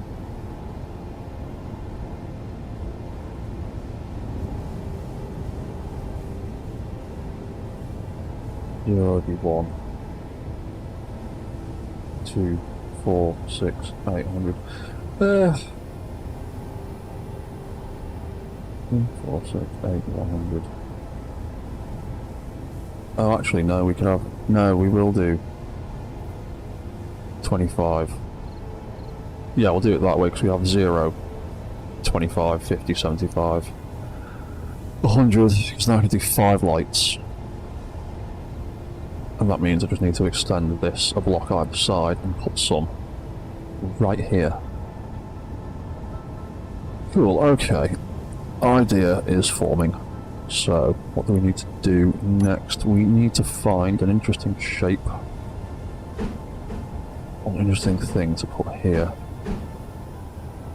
We could do it like that. Potentially. Yeah, I'll do it like that. We can have that and that there. And have a row of lights across the top. And then we can greeble this in some kind of way. Yeah, cool, right. Lights, lights, lights. We will put 1, 2, 3, 4, 5 lights across there. which we will be able to see from here, and they'll be really, really obvious from third person as well. And so we can do Embase 03.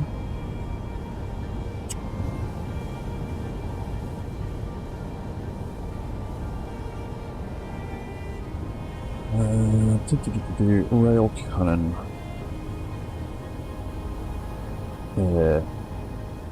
Reload. Reload.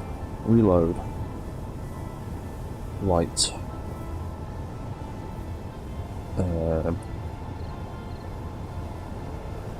Just call it 0.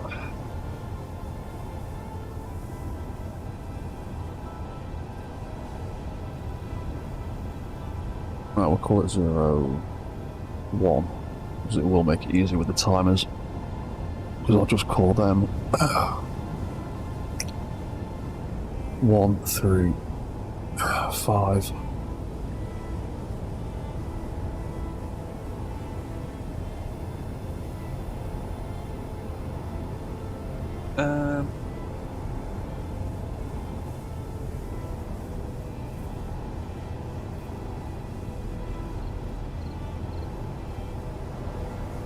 Yeah, sod it, just do it like that. So, let's make that one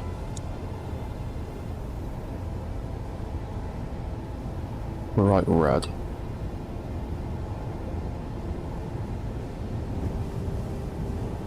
To indicate that that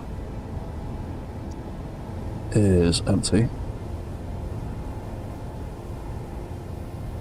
And we'll make it blink as well, because why not? That can be 0.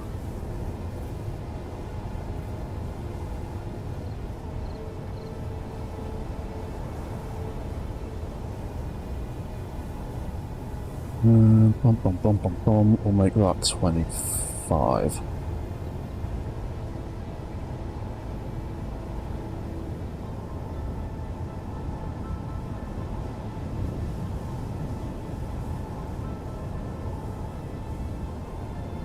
Right, we'll do the same thing here. Number 2. Not that one. That one. Make that. Oh, hang on. 0, 2, 4, 60, 25, 50, 75. Yeah, 100. Yeah. Not going mad. So we'll have that offset by that. And then we will make this one a little bit. Oop.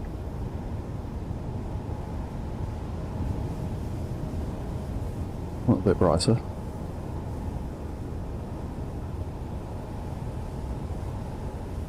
So fill up like so.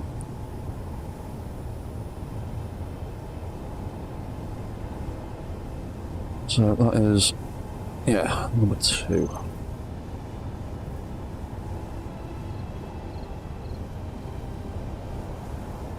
Then we'll have number 3.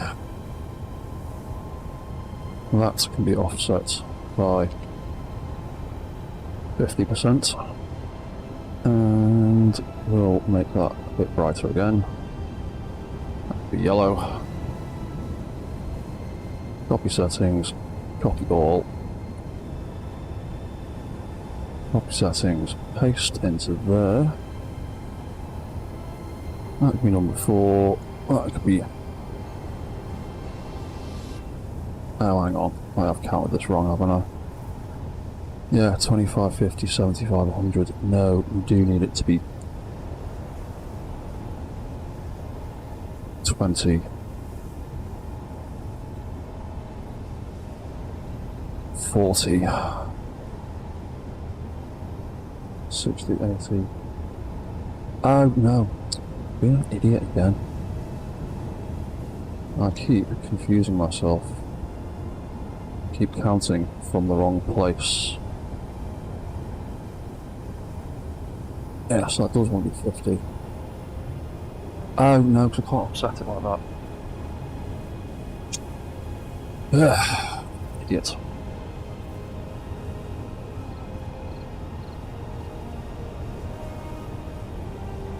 Yeah, because otherwise I'll end up with that flashing like that, so yeah.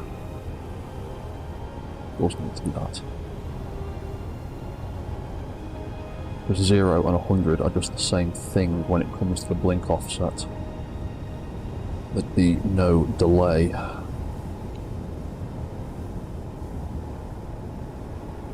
Yeah, but that needs to be 60. That wants to be 60, that wants to be 80. Yeah. We got there in the end. Right, so...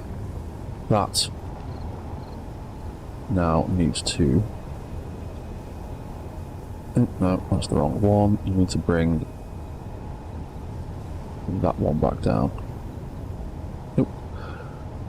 Red, that's the one. Take some red out. There we go. That is number 4. Yeah, that's fine. That's on that. That's fine. Right, we got there in the end. That's number 1. That's number 5.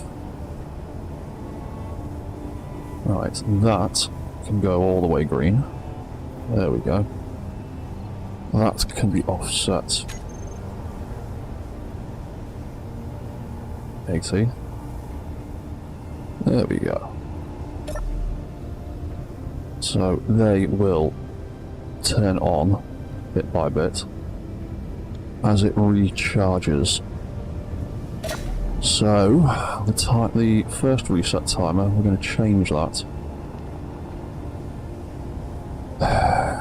What will that do?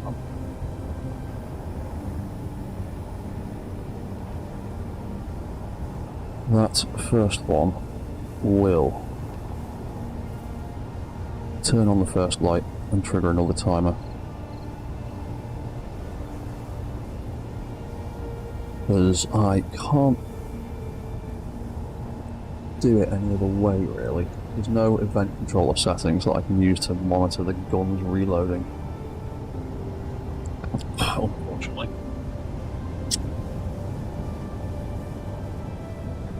Right, so we'll need 4 more timers, I think.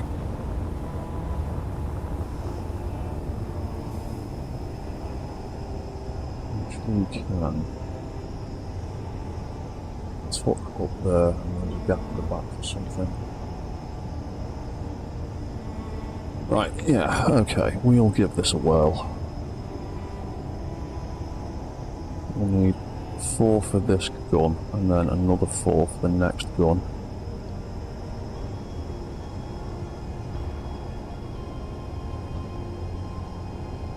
Yeah.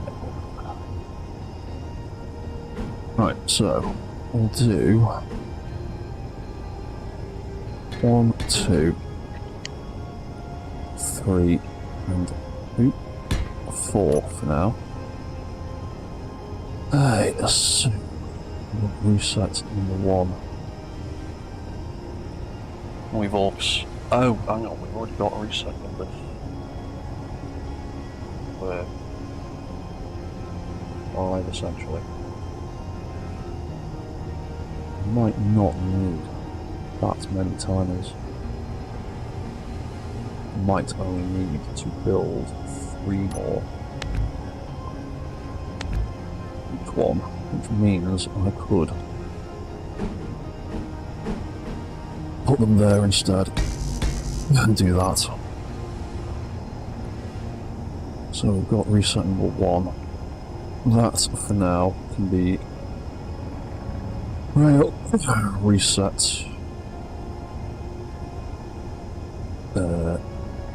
0, 2. Name that properly in a little bit. That can be number 3.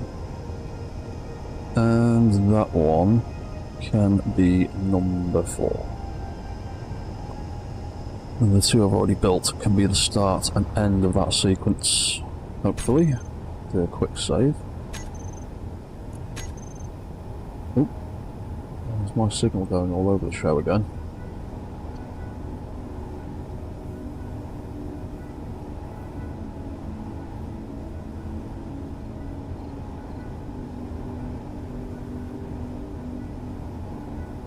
Right. Cool. Right, so let's jump in there. So what we need to do, we need to make that rail cannon road system. So reset. Number 1.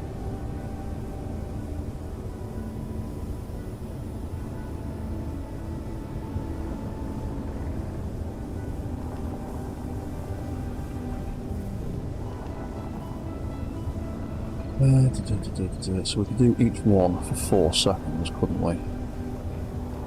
We'll do that. Currently on at 20-second timer.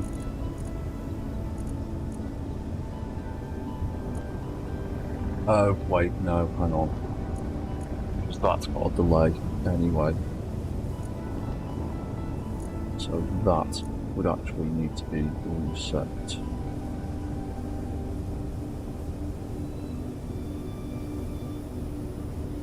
Oh, no, it's still on timer, it's triggering late. So, yeah, that would be fine. Cool, so that could start the beginning of the sequence, so then that would turn all that stuff off. And instead of that turning on, we can turn that off.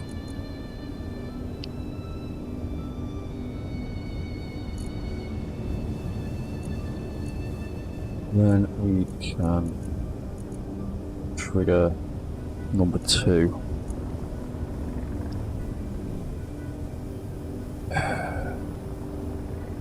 Or start number 2, I think. Right, we'll start that.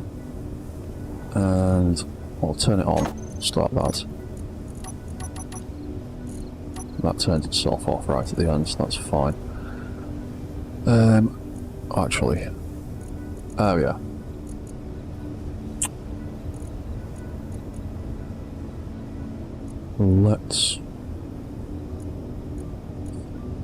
Let's actually move those to the next page.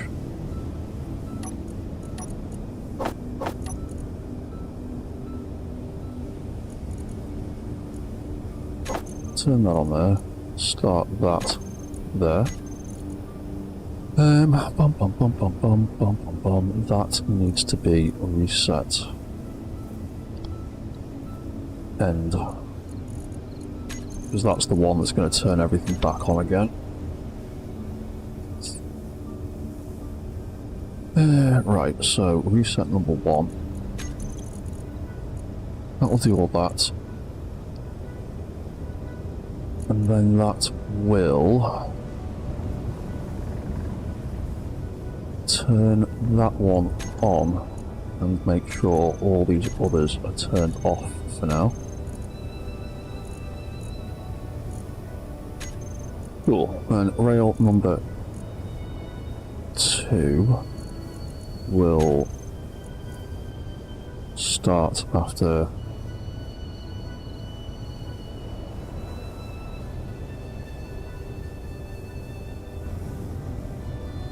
about 5 seconds for now.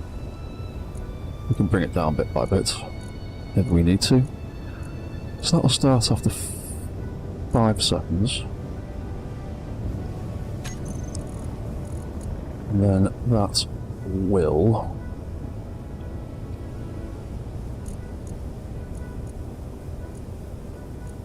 make sure that both of those 2 lights are on.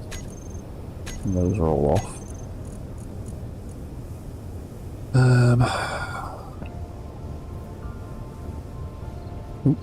Rest instead of reset.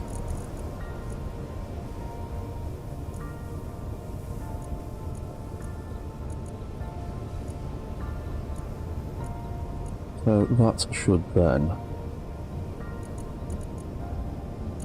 start the... I'll turn on the next timer, start the next timer, turn itself off.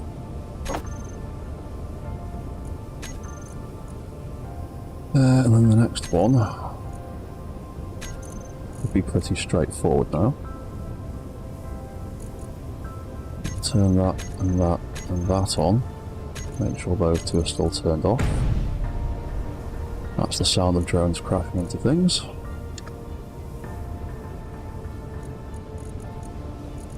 So then this one will start,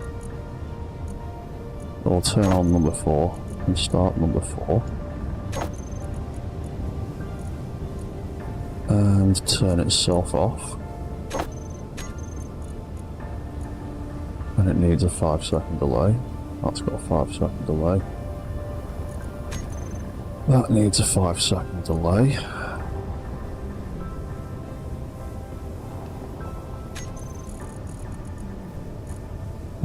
And then that should make sure that one,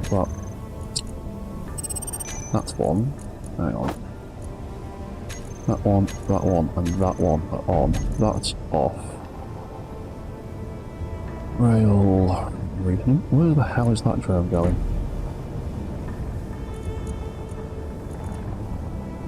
Rail reset number 4, so we need to turn on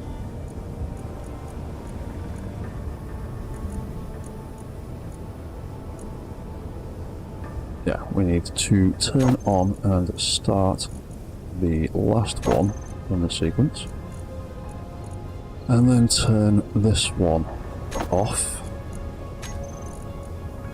and then we've got reset end.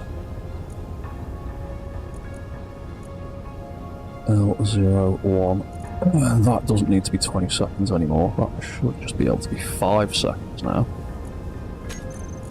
And then that can perform the same action.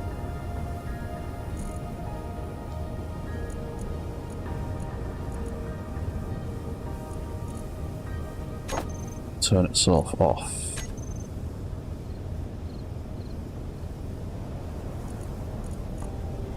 Right, then when we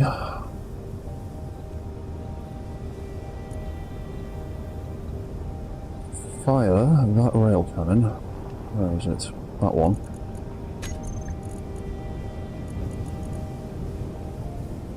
Yeah, when we fire that rail cannon, we can turn off all of these lights.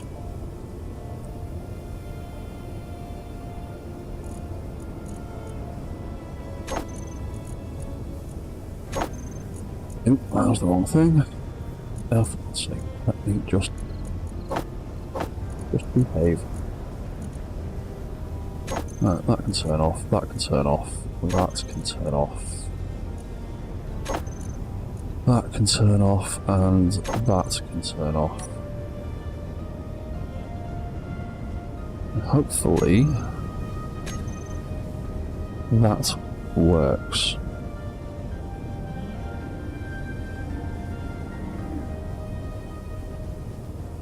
Get in a better position. Let's... Oop.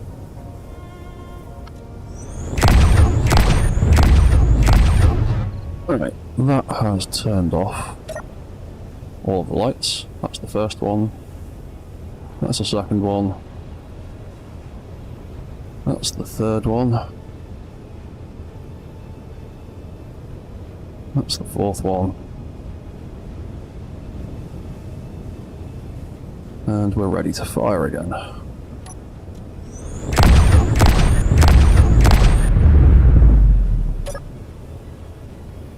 And there we go.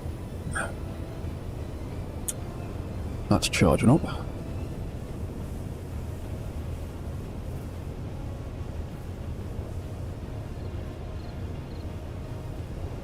And when the last one comes on, the gun is ready to fire again.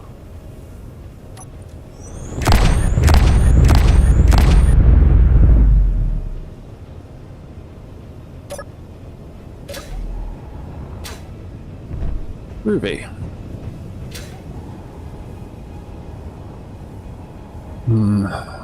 Though maybe I want to try and do the maths so that it fires at the top, because currently the way the rotors are set up, the way the vent controls are set up, it's firing after that point. And by the time it's got round, it's actually firing when it's about here. And if I do some maths and jiggle some stuff round, I can get it to fire, to trigger there, and hopefully fire near the centre. But that's not something I'm going to do on stream. That's lots and lots of really boring maths. For now, seeing as it seems to work pretty well, we can make it look nice now.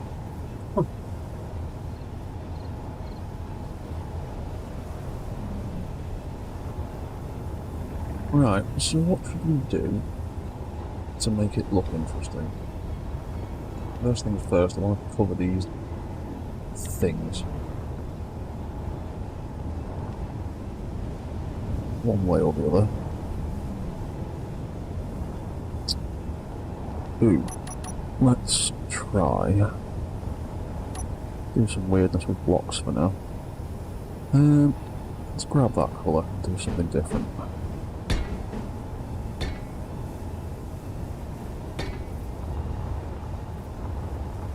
Let's do something like that for now there.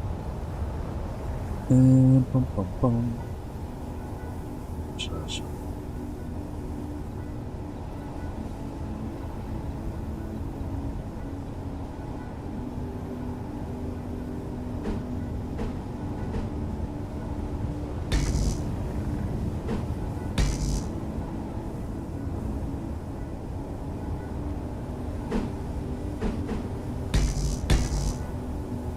Yeah, we'll do something like that for now.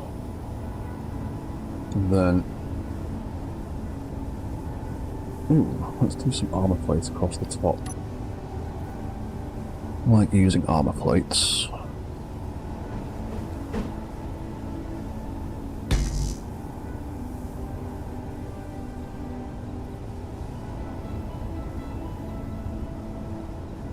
Because we could do, we could put some armor plating along here.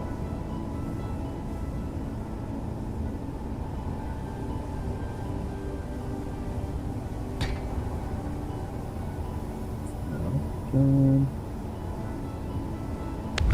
take that one out. We've got that.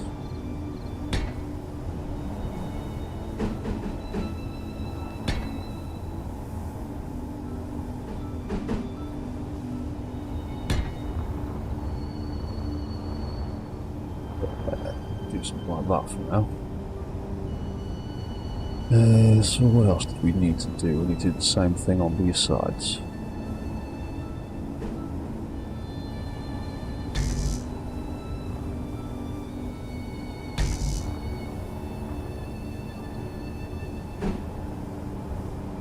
And we went up to there. And where were those pointy bits? Not that one. That one. And that one.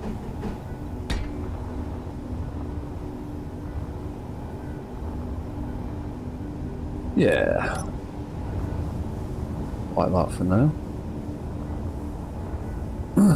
Even. Actually, we need to... yeah, let's put...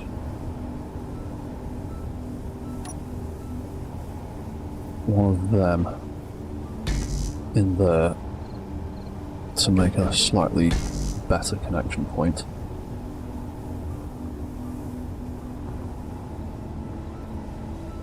Because that way, if I put more of those in, I can't get anything in there, can I? Because that's where the valve is. No. I wish we had small grid block tools. It'd be nice. What else could I do here? I could do.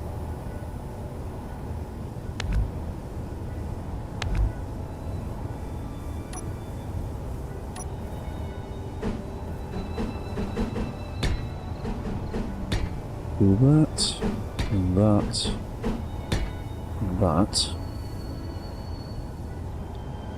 And then we could. We don't have a decent block for that, do we? I'll just do that.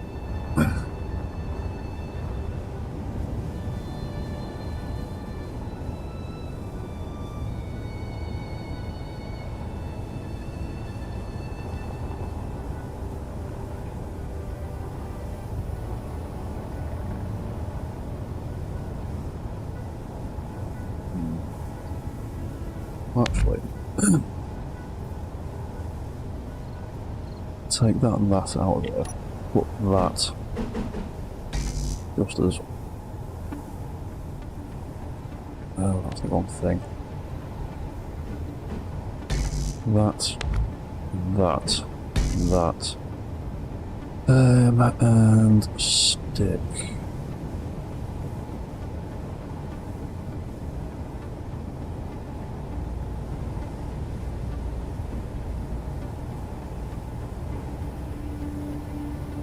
Bum, bum, bum, bum, bum.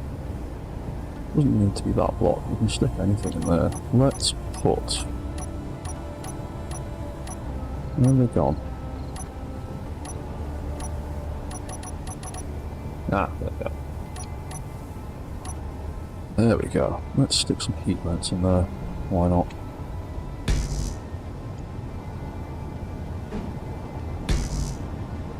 Have some of them in. And that can be the adjoining block. Because then I can do another one. Oh, that's the wrong block. Do another one of those ribs.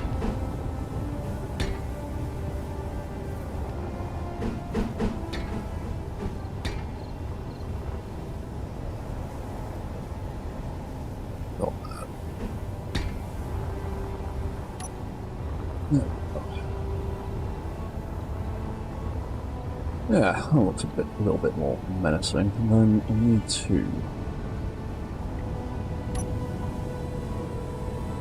something around here.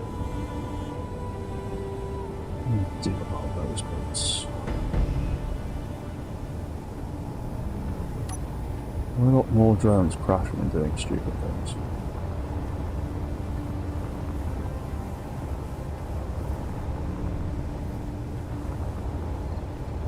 Yes. What are you doing?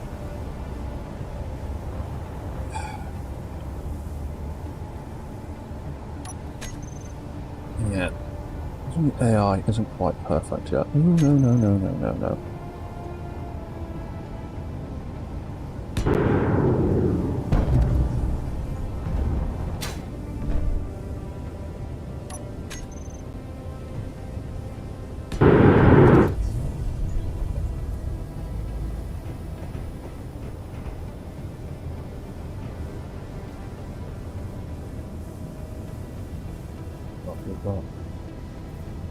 Oh, I'll put it the wrong way around. No, who cares? It's charging, it's fine. Right, well, where do you go? There you are. Right, so you're looking a little bit more menacing now.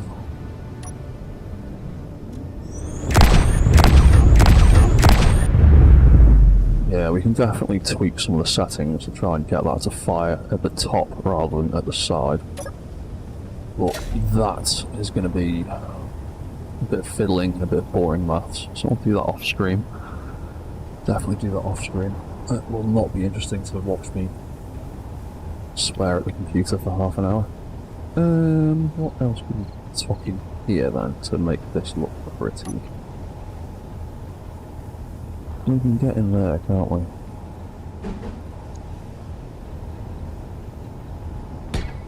Yeah. I'll cover that if I can.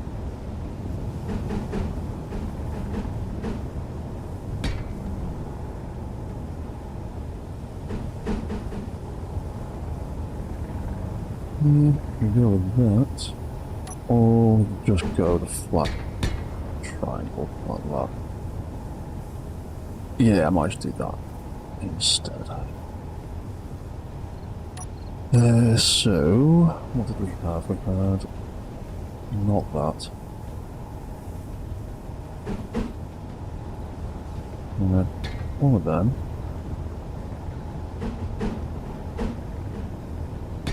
One of them. Well done, drone. See that collision detection's working nicely. And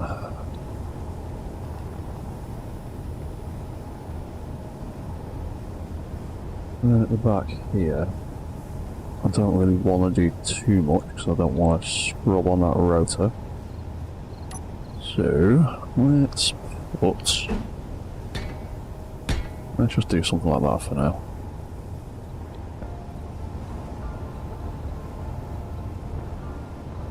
Yeah.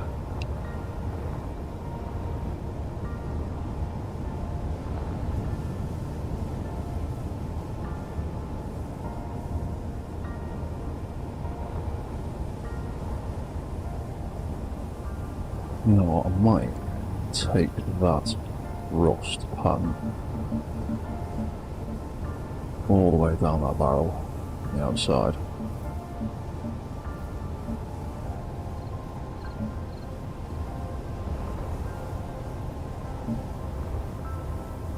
Maybe? Or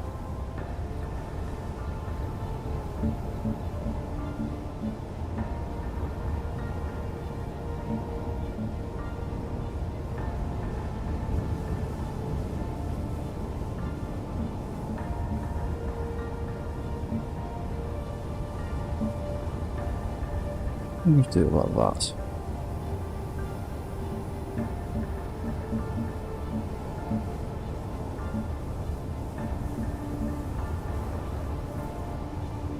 That's too much of that rust pulling out, I think.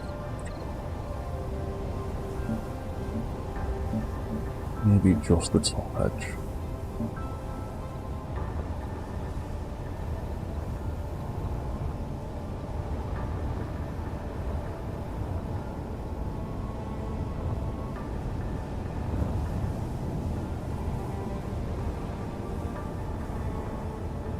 Yeah, I'll leave it like that for now. Because then I could...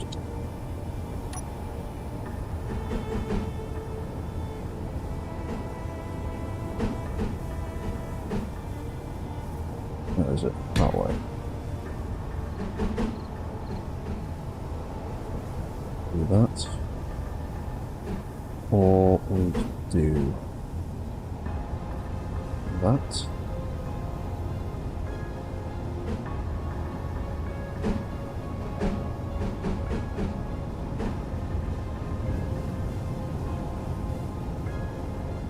I do it like that.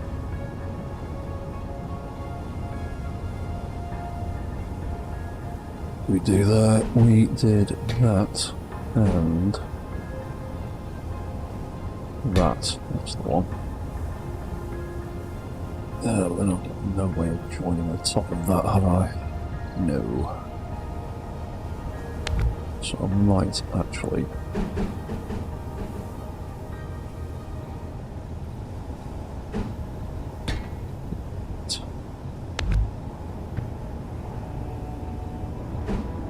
Yeah, there you go, that'll do for now.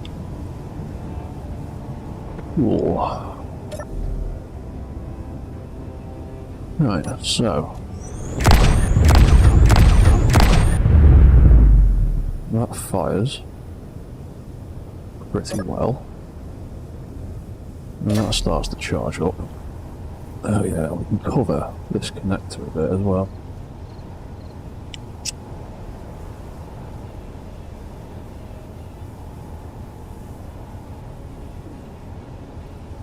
Oh, hey, Brainol.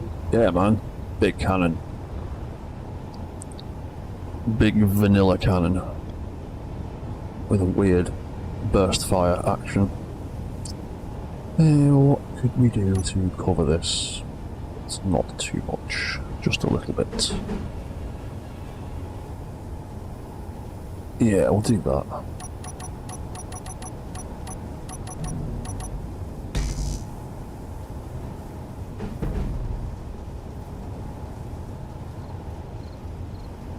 Actually, we can do it differently at the sides because we've got that to fill in, haven't we?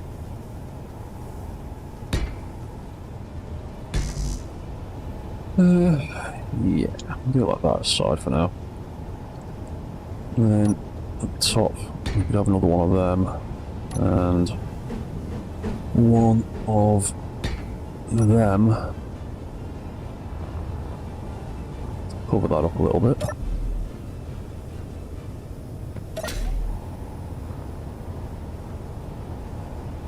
Or we could... What else can we do with it? What other shapes have we got? We've got these ones now, haven't we? I always forget about them. Yeah, because I could do that either side. And then we could...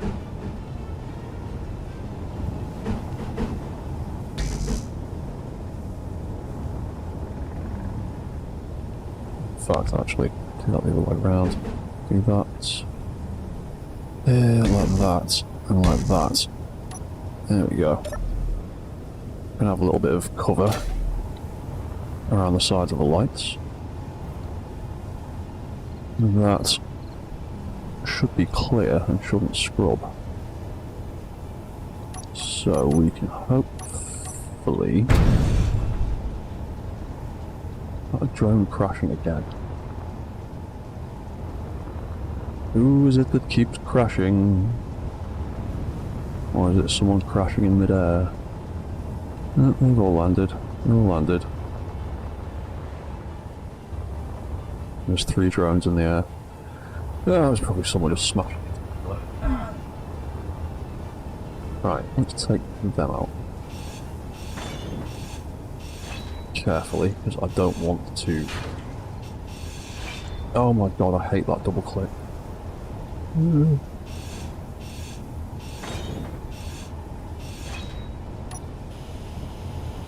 Didn't break that, good. Last thing I want to do is delete that block.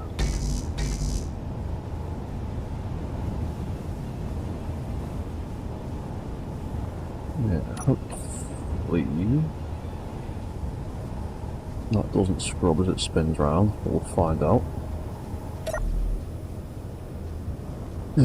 Let's get a little bit closer. There we go, right.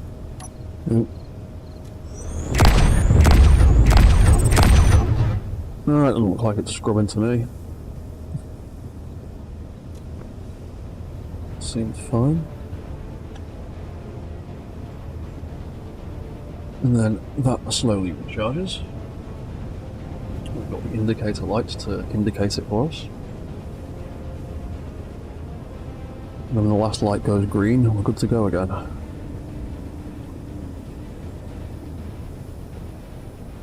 Eventually.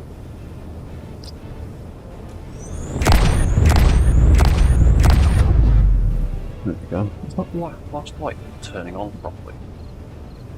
Did I forget to put the last light into the control sequence?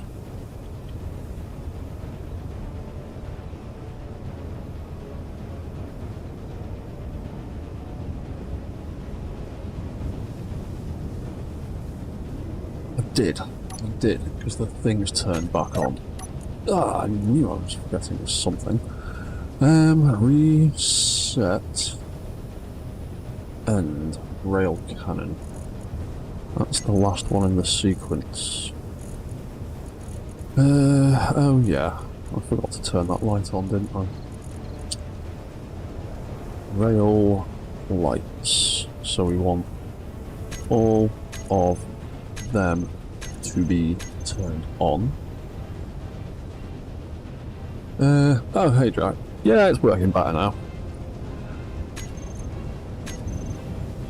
This kind of stupid thing never works perfectly on the first attempt, unless you're very, very lucky. There's usually a fair bit of messing around involved, so we can now fire. And then that should hopefully charge up properly this time. So, that's 1. That's 2. That's 3.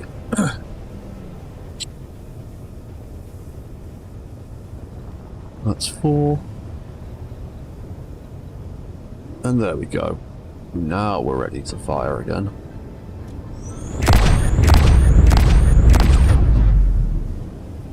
Yeah, I definitely need to tweak the settings to get it to fire in the middle rather than at the side. Well, that's just to do with the timing and the delay between the event controller triggering and firing the timer. Or the gun, rather.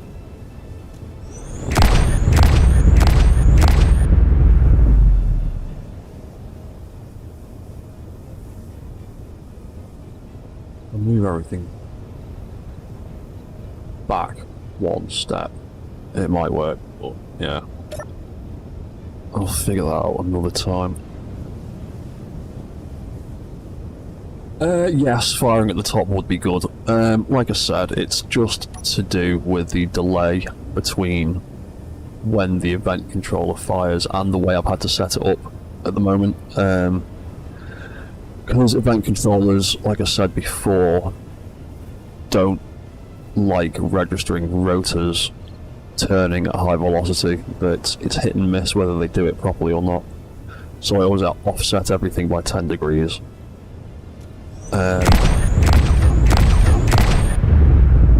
And then there's a little bit of a delay, so it's probably firing more around 15 degrees. That first one.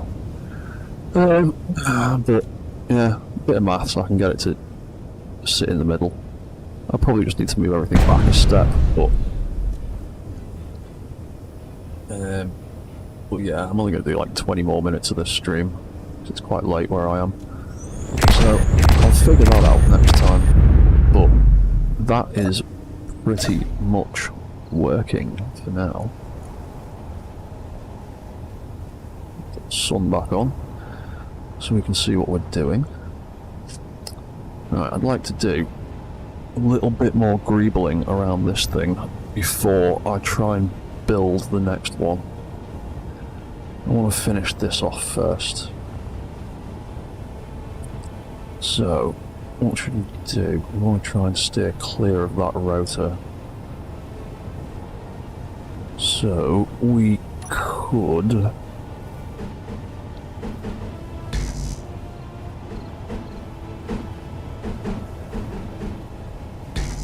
do that to give it a little bit of room at the side.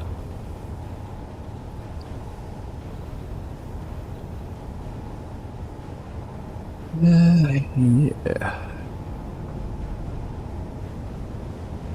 Let's turn mirror mode off, that's just going to cause problems in a second. What can we do around here? Don't want to go too mad. In fact, I want to try and leave a bit of a space so you can actually reach the control seat without it being completely obscured, so I might just do that either side there for now and make the base of it that colour to hide the horrible yellow. I'd rather have a rust that fits in with the rest than the conveyors sticking out. Same with you, make them that colour. What else could we do?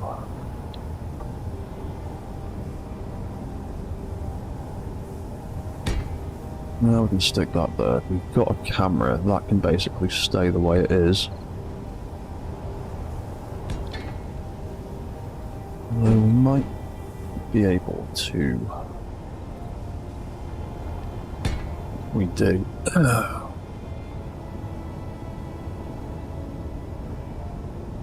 Yeah, we can do that, and we could take that colour not that one. We want to do that either side.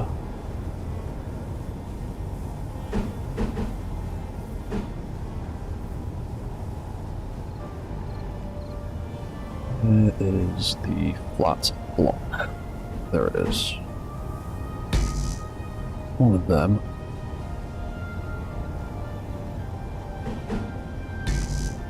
One of them, and then we can stick one of them in there to get a connection point on the top.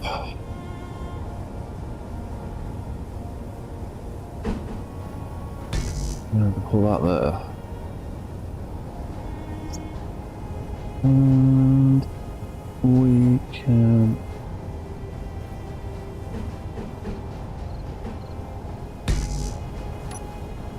pull that there. Make like a little canopy thing for the camera, and you can't really see it. It's not obscuring our vision. It will protect the camera a little bit more than one that usually would.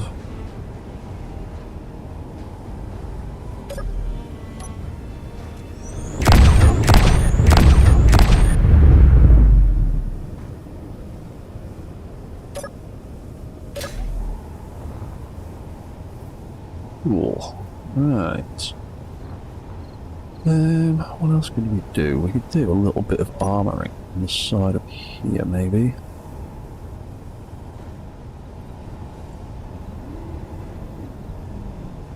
We could even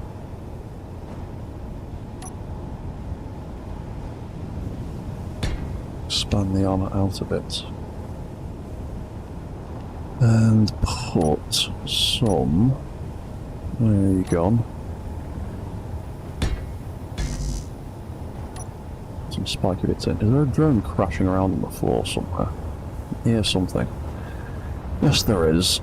Did you run out of power? You did, you idiot. Well done.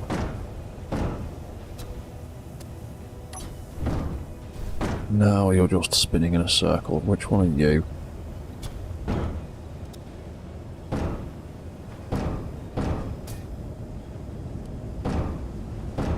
Do you want to stop spinning? What are you? Front right one. Come with me.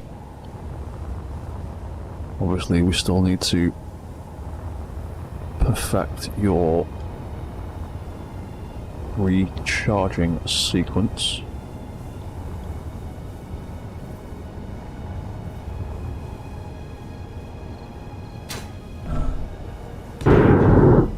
There you go, just sit there for now.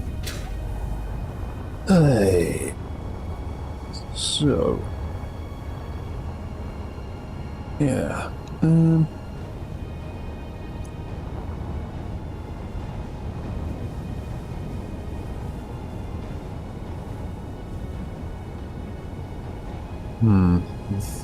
other things, what else could I do with that?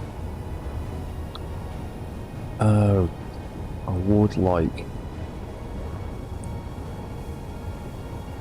some kind of light, like a big spotlight attached to this thing.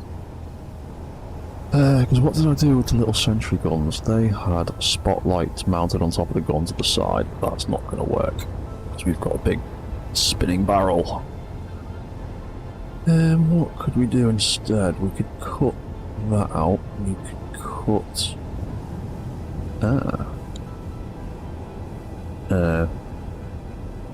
right, I'm going to have to do that one at a time. Yes, I could. Target screen or camera screen?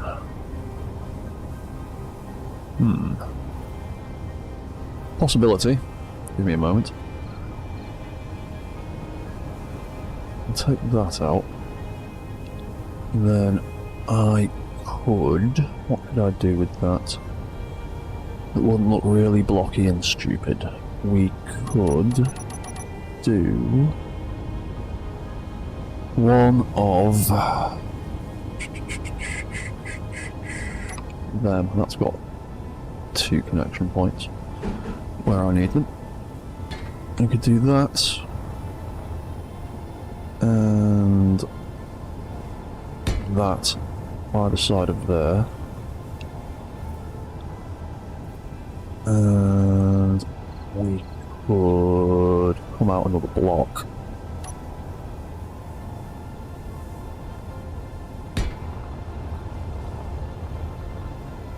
Well, in fact, actually, we could make it out of beam blocks.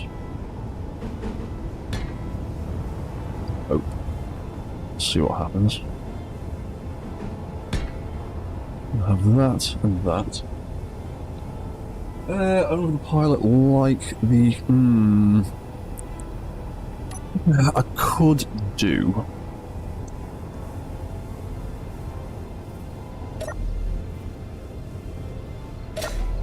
What did I do for that? That is... Oh, that tucked up like that. So that would need to be... Bum, bum, bum, bum. 2 hinges. It would need to be 1, 2 blocks above the pilot's seat. I do like that idea. And we could just move the camera and all of that even higher. So let's... actually... Oh, no, because if I have the hinges drop down, I'll completely obscure... Oop, camera.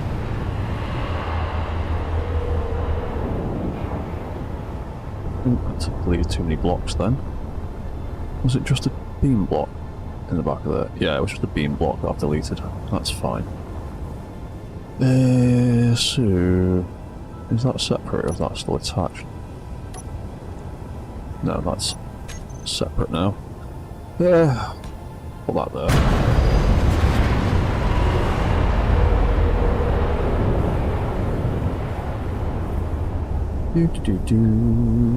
Let's put some more beam blocks in there.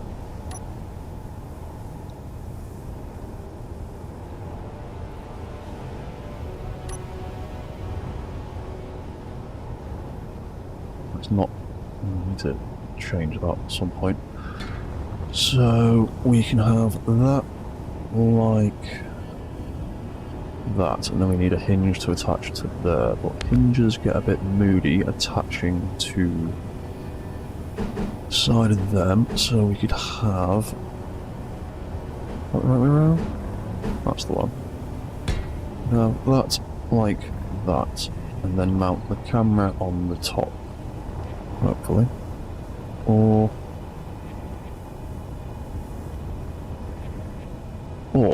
what about an end block?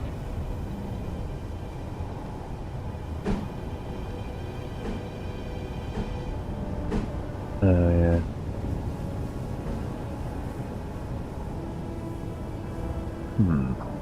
What do I do? That. That. I like the look of that better. That'll do. Because we need a hinge mounted above the seat, and then one directly above it.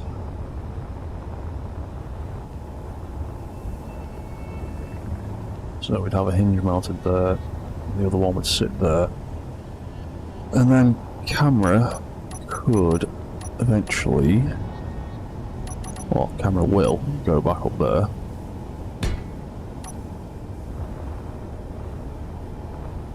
And the camera will end up having, to be honest, a slightly better position to look through. Cool, right. So, what orientation and things did we do with these rotors? They are that way, that way. And we're going to jiggle like that while I'm in a weird place. Yeah, cool.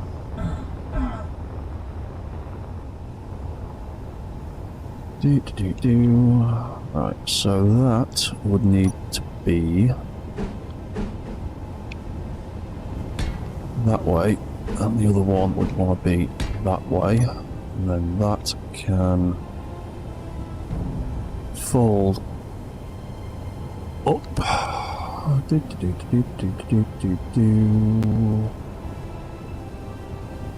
Rail on, can on, display hinge L01.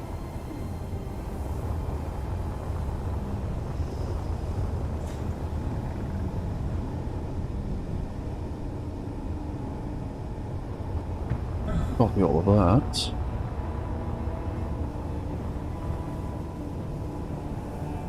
Paste that into there.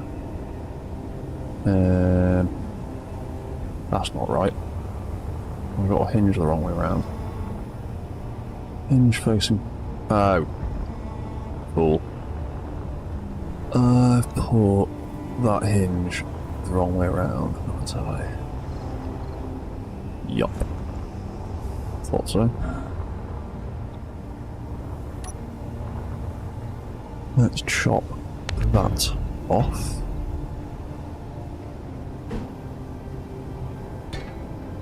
That way. Yeah, that's the one. I screwed up the hinges on the other one. I should have put them in a different orientation. Yeah, right, so that can do that. Let's move that up there for now. Because we need to get...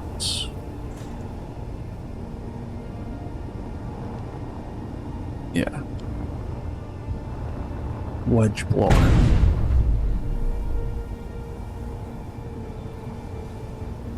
Yeah, I need to change the settings on some of those drones so they move at greater distances from each other. Oh, hang on, which way round was it?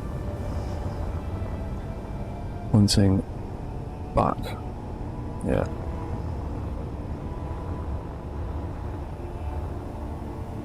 Yeah, right, so that can have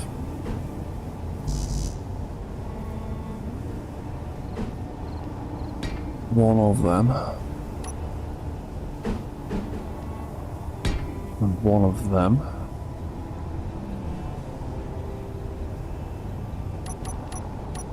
And then we can stick, where is it? One of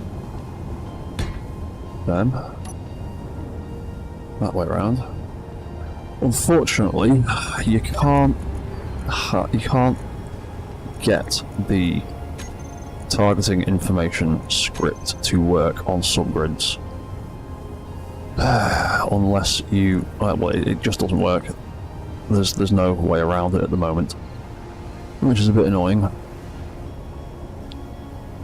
because it'll just perpetually say main cockpit not set because it is not attached to a grid with a cockpit or a remote control.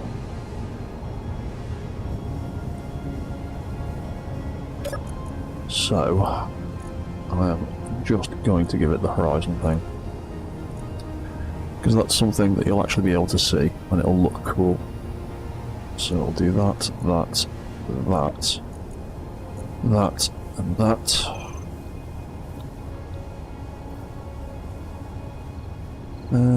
That's that one. That's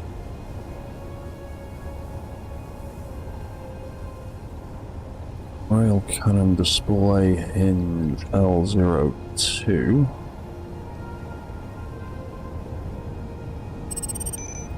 Camera rail cannon L01. And I'll just take the name and details from that. Oop.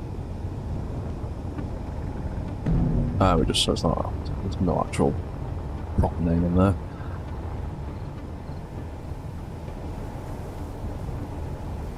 Rail cannon display. Spell it right eventually.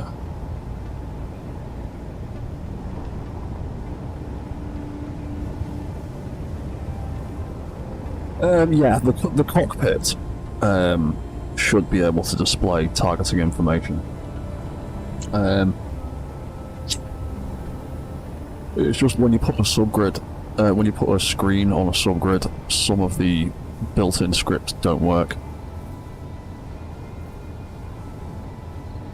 Because they seem to rely on control blocks to give them the relevant information. Which is a bit annoying.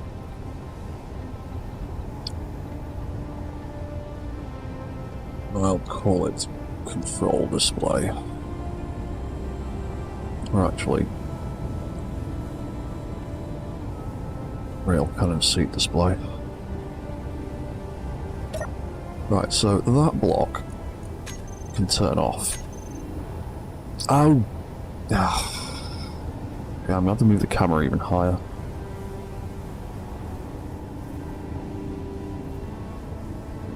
Or I'm just gonna have to move the position of the camera to the side, maybe.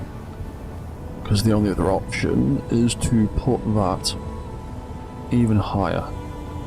And then it will just stick up and look really daft. And I don't want to go any higher than it already is. Then again, I do have to go one block higher anyway to make that not look crap.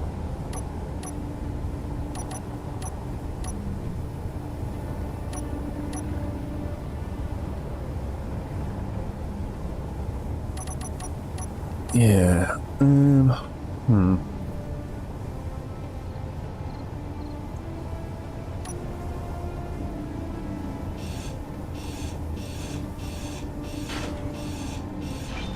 take that out.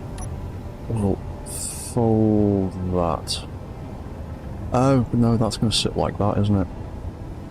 Oh, I'm being such a divvy. Yeah, that can go there. Because that'll be folded up like that, and it's not going to come up any higher than that. Yeah, dumbass. Oh. Camera, rail cannon. Right, we can do that like that. So... gonna need another...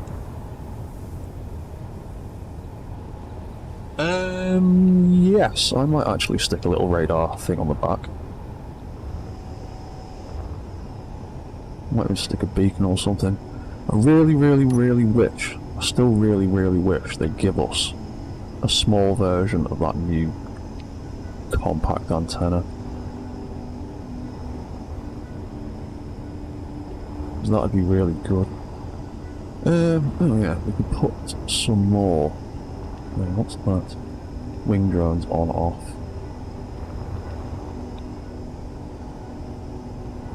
That's there. Yeah. Oh, you know what? I'll leave that there because I like that pattern. So we'll put another timer in there eventually. We'll do some more event controllers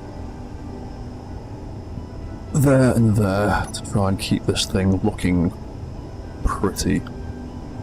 So we'll need an event controller there and there. I'm going to leave that space for a timer. What's that? It reminds you of autocannons on ships for incoming defense. That's kind of the idea, man. So those can be controllers for the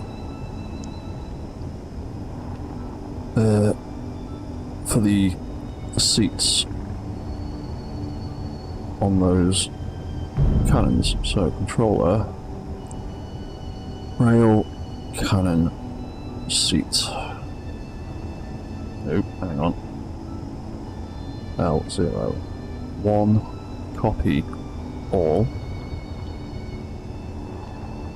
Copy paste, and we'll make that control for the right hand one for next time. Because I'm going to wrap this up pretty soon. Who keeps crashing into stuff? You guys need to settle down. Right, so... rail seat. That's the seat I'm sitting in. Doesn't really need to control anything else. You can have the actual display itself do targeting info, because hopefully that might actually do something.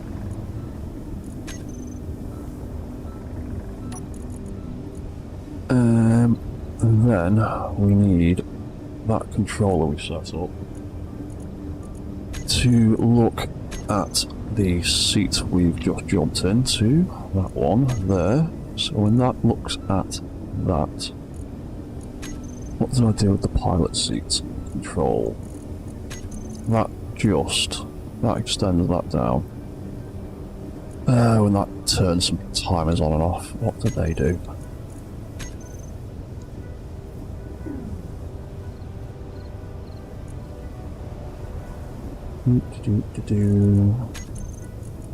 Oh, that does all the thrusters, I don't need any of that. And that just reverses... oh, right, yeah, I can get away with just doing that in this event controller. I don't need all that complex stuff for now. I might need some of it later. But for now, rail seat L01. When we occupy it, we want... what do we call those hinges? Display hinges, there we go. Oh, I need to rename one. I need to rename them both anyway, so that can reverse and reverse when we get in and out of the seat. And here we can reverse and reverse when we get back out of the seat. And that display screen can turn on and off.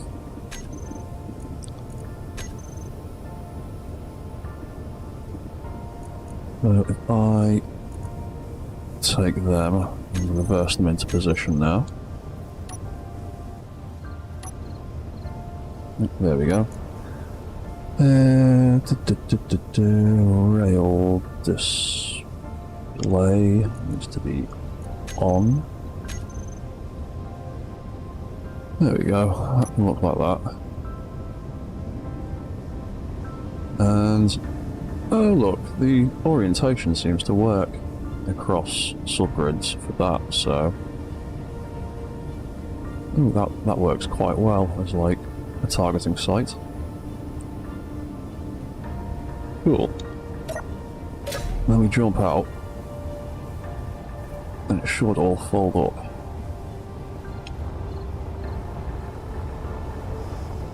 Want it to go a little quicker than that. That's 6, that's 9 at 6.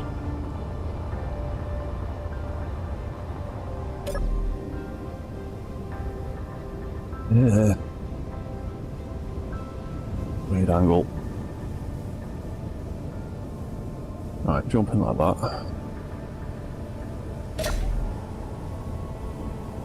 Yeah, because that gets a bit close, so I need that.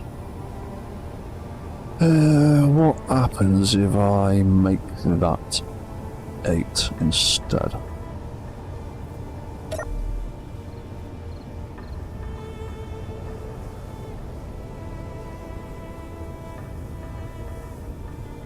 Let's go a little bit quicker.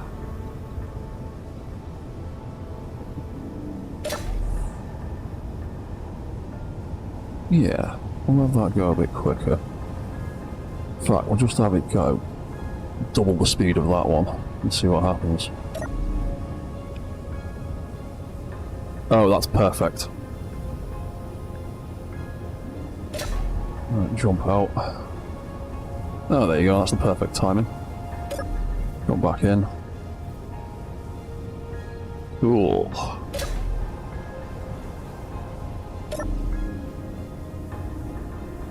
Sweet. That's pretty good.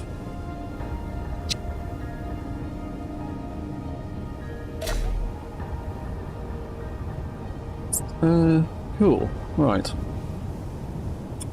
I might go a little bit longer because I'm quite enjoying building this one, and there's a bit more work while I'm doing it. Well, it's been 3 hours, so if you give me 5 minutes, I'm just going to have another quick little intermission for a few minutes, and then I'll come back and finish building this because I need a way to get up to it from down here without having to do something stupid like that. Because nobody wants to have to jump up to a gun and then just drop out the side and start doing weird stuff, apparently. Right. Yeah, it's 1:45 where I am, but yeah. Give me 5 minutes, I'll be back and we'll play with this one a bit more. For now, we can just follow this dude around for a moment. I will be back in 5 minutes. Don't go anywhere.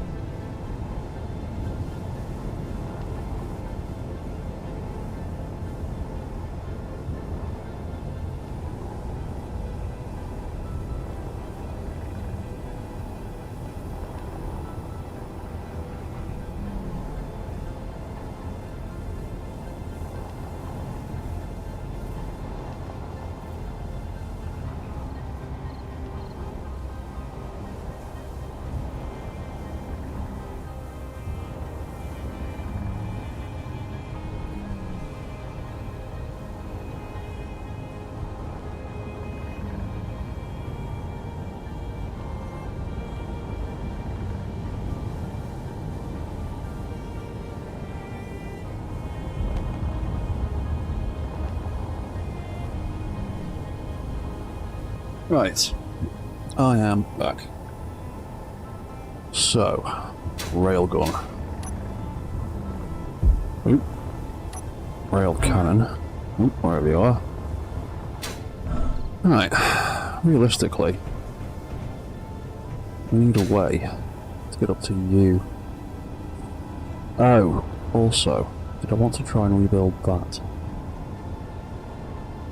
And put that hood back on the top of the camera. We'll leave it exposed for now because we do need some lights. That was half the point of doing what I was doing before. Yeah, in fact, we might be able. It's like how I built that. Yeah, we might be able to actually get away with doing. Where is it?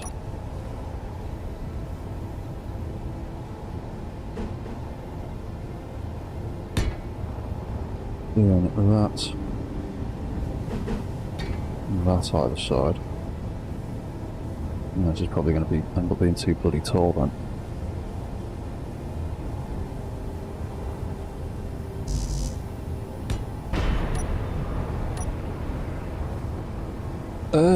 Yeah, Jack, you are pretty much on the same wavelength.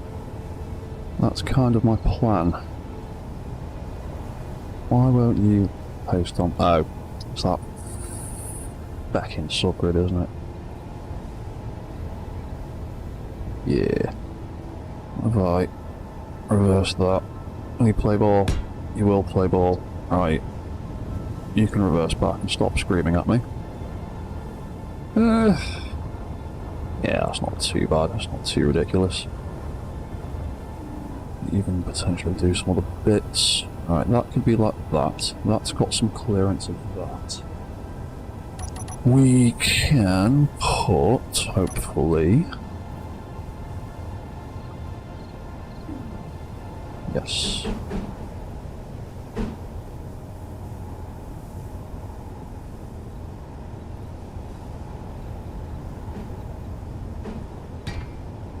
Oh. There are big spotlights on there. Oh, cheers, man. Yeah, sound. I'm glad to hear my ridiculous ideas are rubbing off on people. Ah, that's cool, man. What have you done with that then? But what we do, make this look interesting. We could do that. Let's take that mirror mode off there for now, so we don't break anything. Do that. Do that. Do. What else could we do? That's in the middle. We could do that, or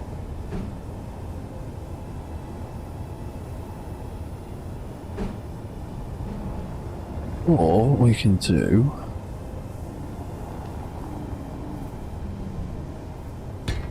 that to cover the top of it. And it's starting to look like Johnny 5 now, which is pretty sweet.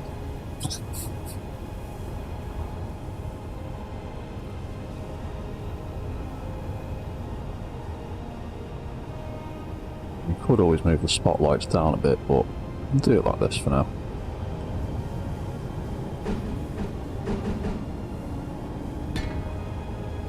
Have that like that either side for a little bit of protection, and then we should be able to stick one of them in the back. Oh, what's that, Jack? He made a barge that has 2 big long cargoes. It flies to each mine, collects different ores, and returns to the main barge to unload and repeat. Oh, so you've been using some of the the AI control stuff. That's cool. I'm glad more people are learning about that stuff, because you can do really interesting things with it. You've just got to take 5 minutes to think about what you need to do and where and when and what actions you need to trigger. But yeah, man, that's cool. If that stuff's working for you, that's awesome.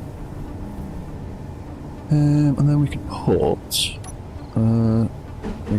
We can't get one of them in there because of that right there. Oh, I should be able to cut that out. Yeah, because we've got enough connections everywhere else.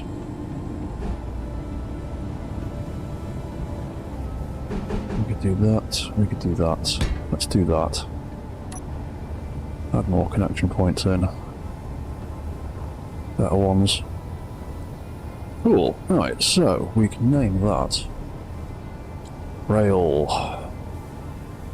Cannon Spotlight L01. Copy, paste. That didn't copy and paste anything, well done. Copy all. Paste, there we go. That can be L02.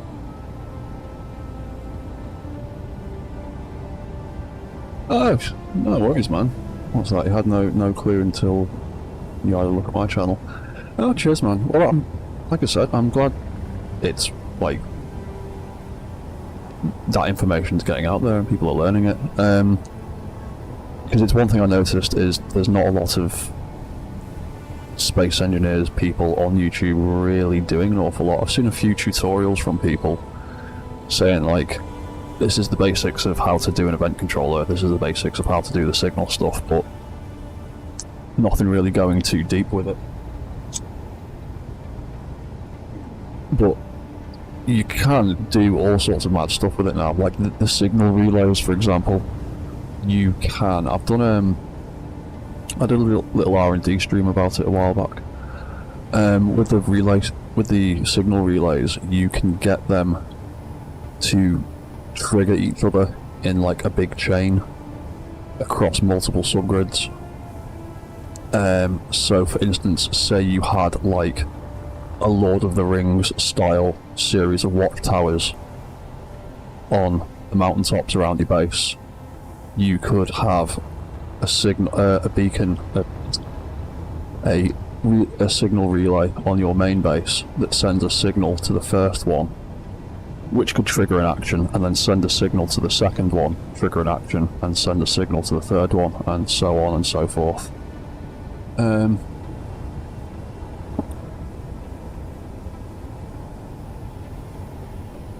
What's that? Lots of mods that you can do a little. Sorry, I haven't got my glasses on. That you can do a little more time and space there. Yeah, I mean. Oh, without the mods. Yeah, you can do. Yeah, you can do lots of stuff without like mods and scripts now with these event controllers. I bloody love them. They're great. Right, so we've got those two spots. I want to add those spots into the rail seat control. So we should have a few spaces left. Yeah, we've got plenty for now. If that gets too much, we'll have to put some timers in. There we go, there they are. So we'll have them turn on and off when we jump into the control seat. Yeah, there's quite a lot of nice looking blocks in the game now. That's why I've been doing a lot of vanilla stuff, because we've actually got quite a nice variety of vanilla blocks now, like all these little panels. I do wish these little panels were more functional though, and actually did stuff. Why is that not opening? Yeah, whatever, it doesn't need to open. So right, so let's turn the lights out. So when we're in the dark, it'll sit there blinking, letting us know it's fully charged. We can jump in, and then all of the spotlights will kick in.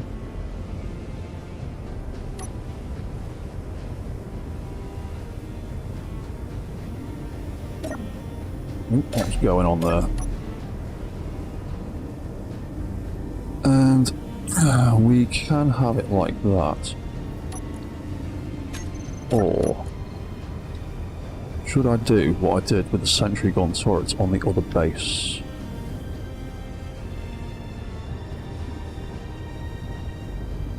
Because if we have a camera assigned to... Oh god, where is it? It's in there somewhere. Rail cannon camera. No, not that one. Rail cannon. Yeah, because if we have a camera assigned to that, when we jump into there, we'll always be in that view. With the camera up there. If we have got a fantastic view from, but for stylistic reasons, I want to be able to aim from down here and have the camera as optional. So, we'll do what we did with the other one. We will have that not pilot seat, rail seat controller, turn that camera off when we get into the seat. And when we're not in the seat, it can turn it back on, and then the AI can use the camera to target with. Or we can use the camera to aim with it remotely. So, rail camera can turn off when we jump in the seat and turn on when we get out of it. And we're nearly out of space, but we're alright for now. So we'll jump out of that. That folds up and turns off. Jump back into it. That folds out. Then we can target like that and move around. Even though our view is slightly obscured, but it looks cooler. And then we can have the rail cannon as an optional control down here, because I copied and pasted this seat from another turret.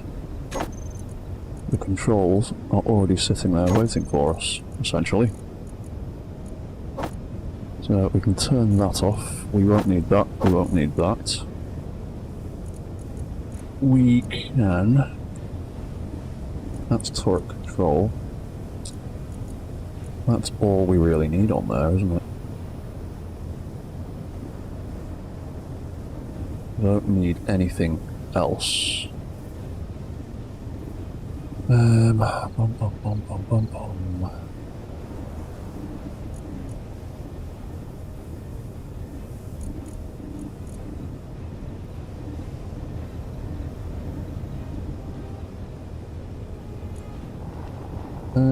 I might give it the ability to turn the AI on and off. Oh, that's a point. At the same time, we will need the rail cannon seat controller to turn the rail cannon control unit AI off and on when we get in and out of the seat. That way the gun can automatically target.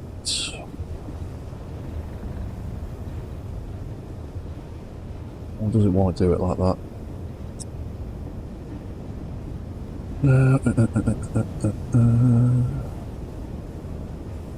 Yeah, we'll do it like that for now. Then we'll turn that off. Turn that on when we get in and out of the gun. Yeah. That's like that. We jump in, they turn on, we take control. If we want, we can turn the camera on and aim from up there, or we can just turn the camera off and go back to there. And then we can fire the gun like that.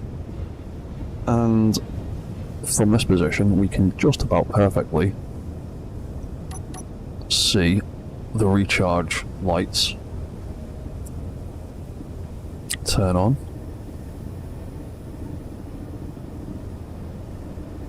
Right below us.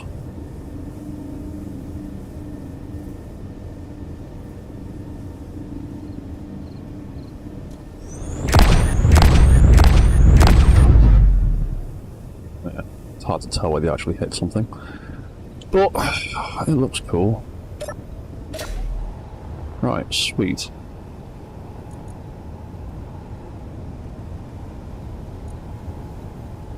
Right, I am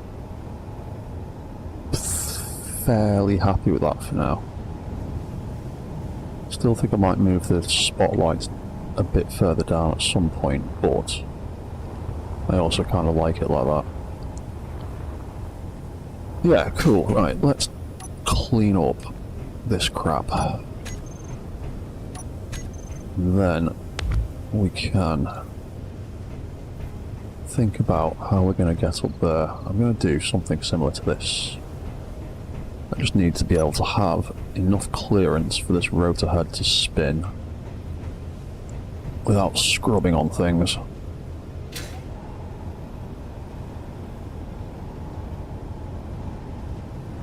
So, how would we do it?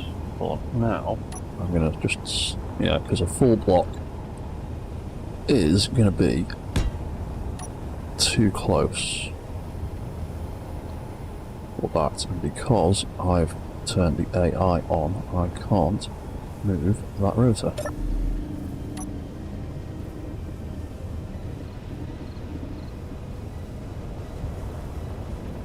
So that will be far too close for that. That will scrub. I can see that pushing the rotor head a bit. We don't like that. We don't like scrubbing. That can even come down quite a bit too. So we can actually lower that down.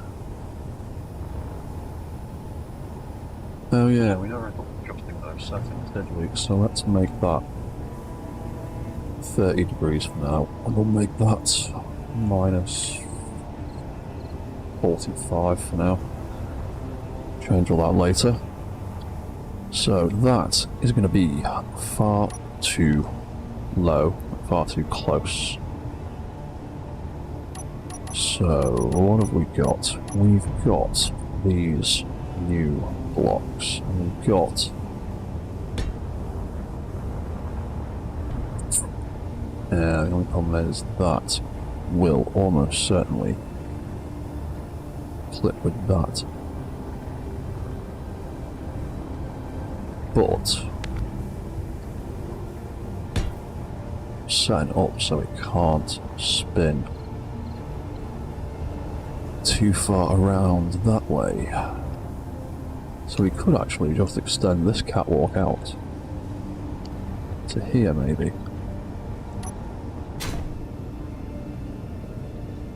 Yeah, because we can just about reach the gun, reach that from there. Yeah, we can look through the back of that to get there. No problem. Right, let's chop. God, I haven't built any other supports for that.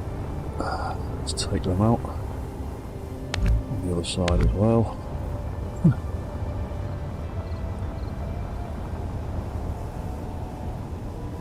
Oh, actually, there's another variant of that, isn't there? There's that one. Yeah, let's go with that one. So then we would need that. Go there. I can have that there.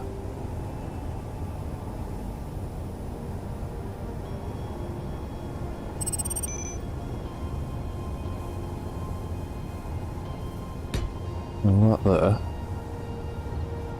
That should give that plenty of clearance. We can easily reach the gun from there.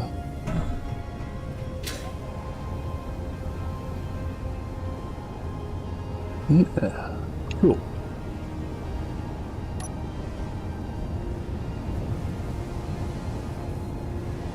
Where's that one? There it is. That, and that and that. Probably do. a bit of structural support under here somewhere, maybe.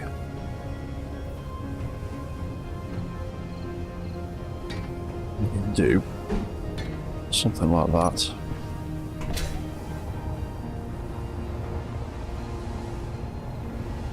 Yeah.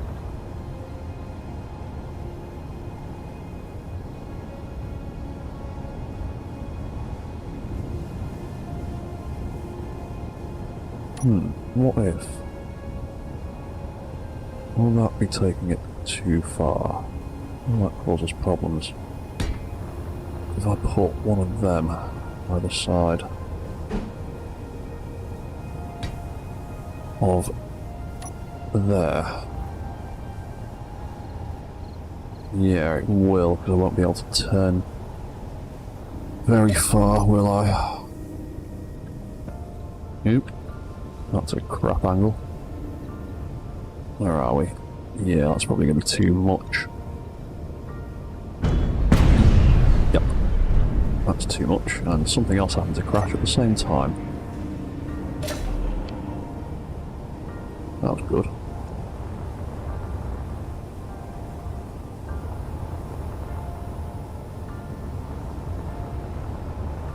Who crashed? There's someone clanging in the air. Yeah, bad happen when you got lots of drones. Right, that is too much. Take them back out, because we can't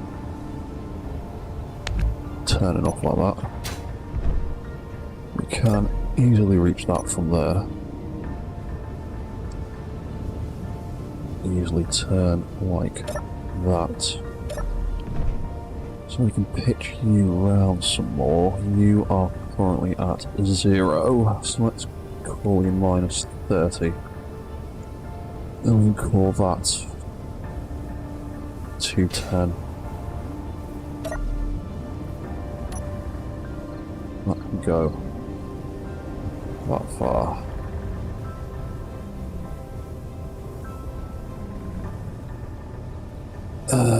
That's the limit, really, isn't it? Otherwise we're going to start hitting that rail too. And I think we already are.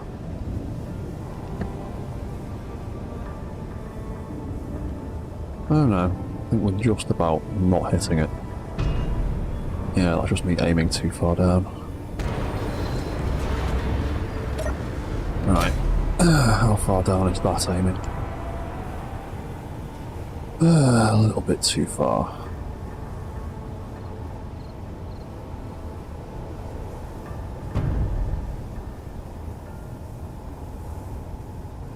How many degrees? What is 25 like? Oh, that's obviously hitting the deck. Yeah. So we can either I can put that back up again.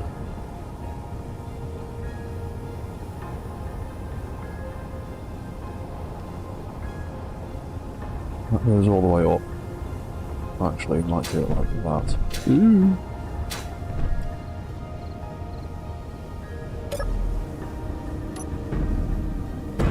Oh no, that's still hitting.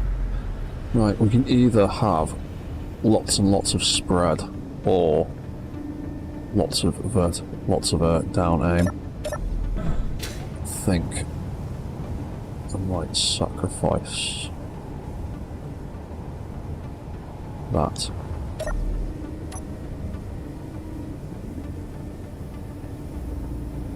"5 degrees of aiming down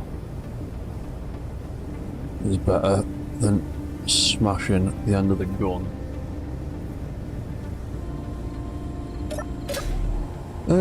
What's that, Jack? How about flats, no edge bars?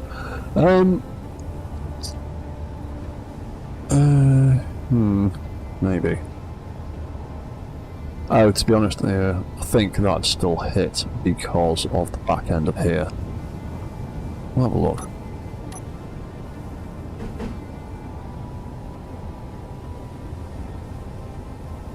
Where is it? That one.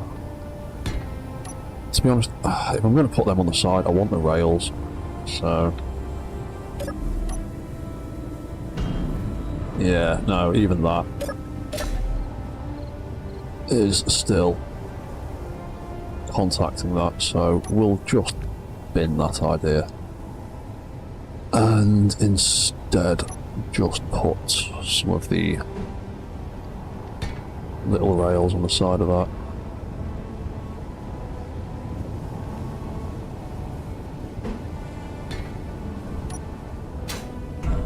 I can do that instead.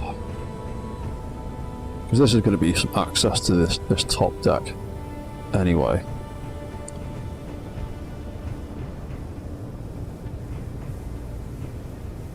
I'll bring that down again because I don't like all of that sticking up. What if we make that 0? That's fine. What if we bring that all the way back down?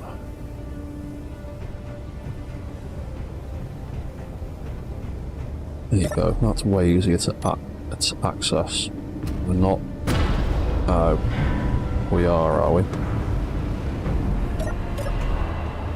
What am I hitting there? Oh, I am hitting the end of the floor. 0 then. What if you're on 0? Bang in the middle.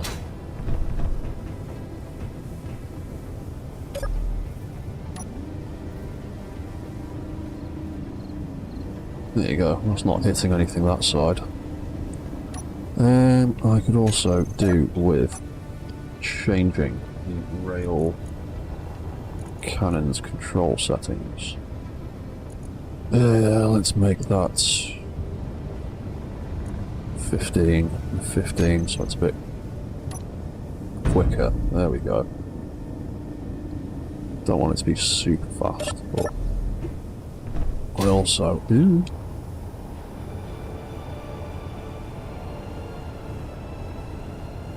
Yeah, they're gonna need a share inertia tensor, I think. Why is that? Oh, no, that's a bit heavy. Let's take it off that one.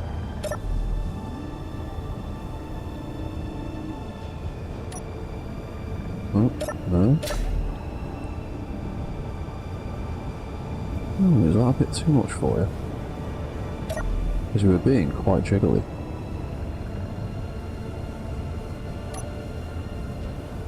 Yeah. Maybe just that one.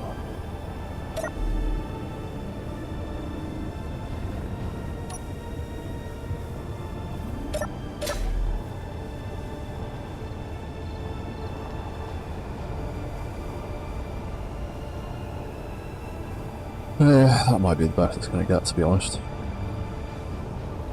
Because increasing the force is only going to make it more jiggly, so that'll just have to be like that.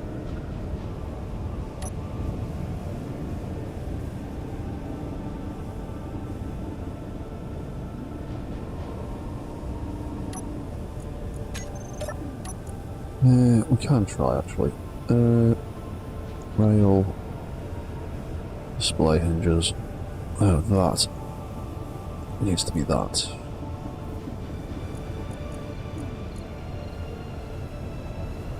I think the jiggling is actually coming from down below.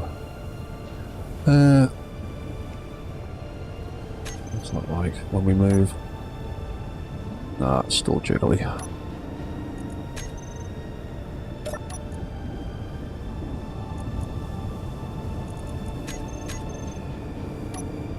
Yeah, that's even worse because now the grid thinks it's super heavy.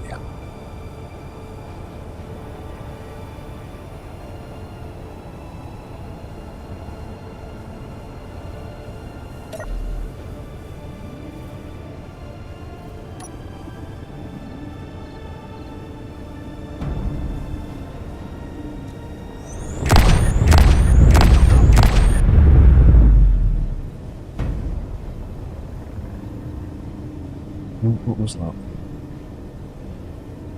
That me hitting something, or is that? Nope, that's me hitting something. What am I hitting?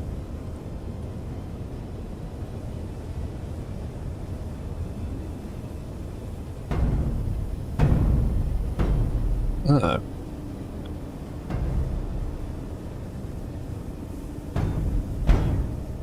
What?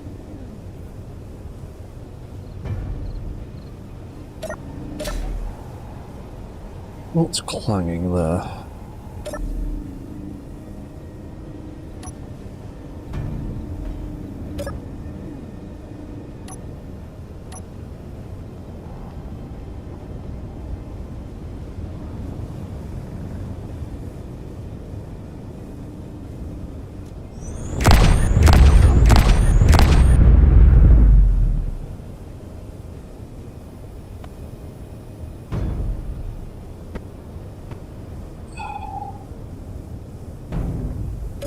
Bet there's a weird collision on the side of these rails, isn't there?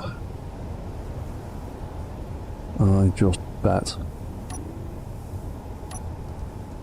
that you have got a weird collision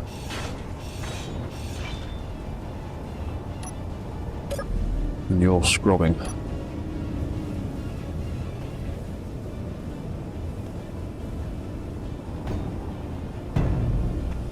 No. Right. I might just reduce the angle of that a bit then.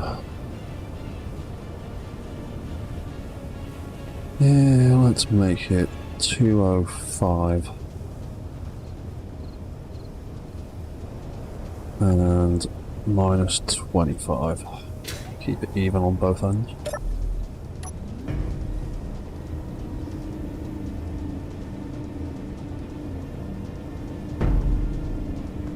What are we hitting?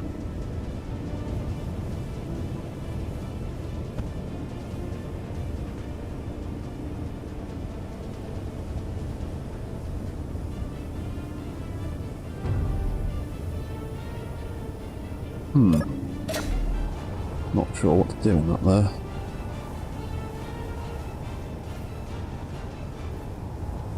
It's something else that's clanging.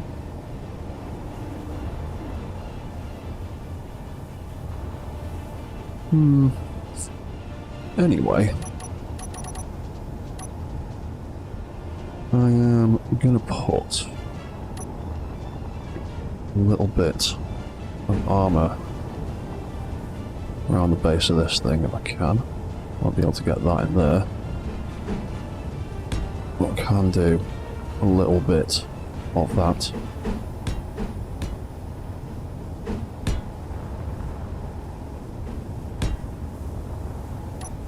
Might protect the rotor a little bit.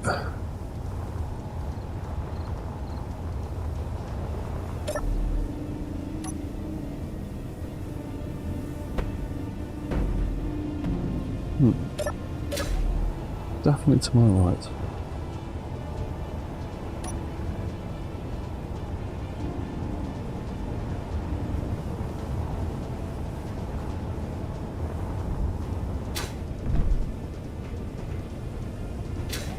Is it you hitting the floor or something?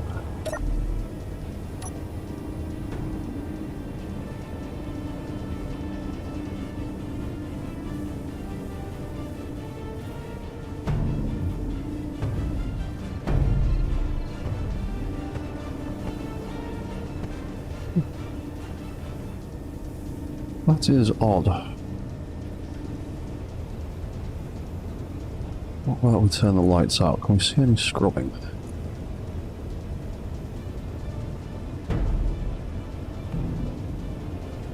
Oh, I think. No, it might actually be the hinge head that I built it on. Those blocks behind the hinge might be scrubbing. These ones here might be the problem.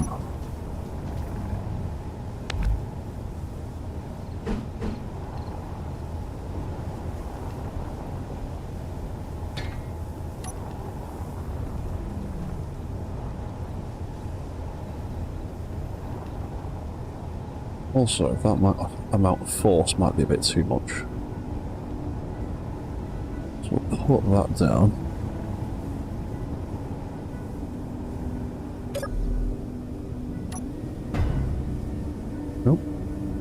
still hitting something.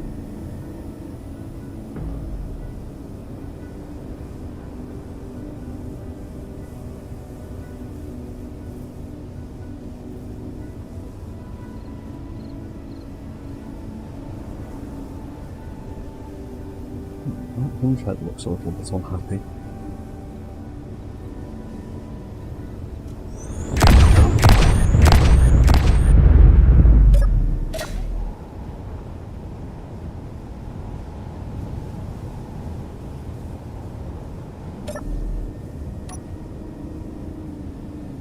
And now it'll be super wobbly.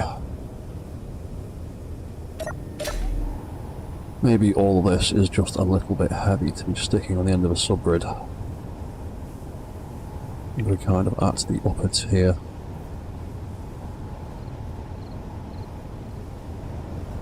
Try doing it slightly differently.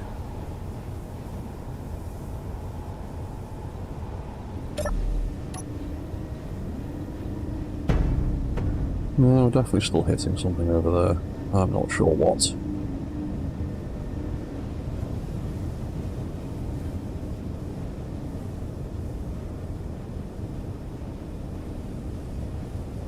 Might even be. A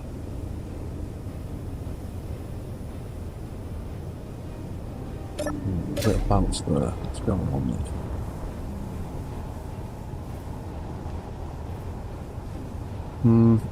It might even be the edges of that scrubbing slightly.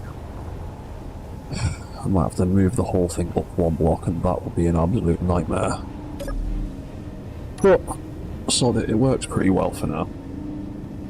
So, I'm happy with where it's at. We can turn the sun back on so we can see what we're doing.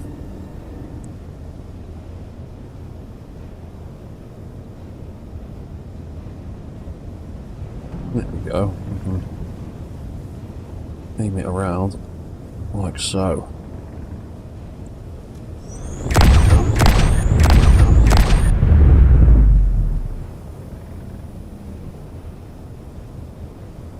With a bit of tweaking, I can get that to fire at the top. That's going to take a bit of messing around to do that.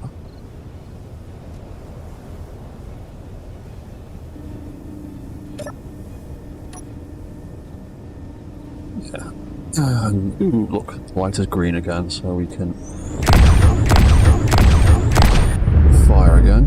And then we've got the option to turn the camera on and use the camera from up here for a better, more precise view.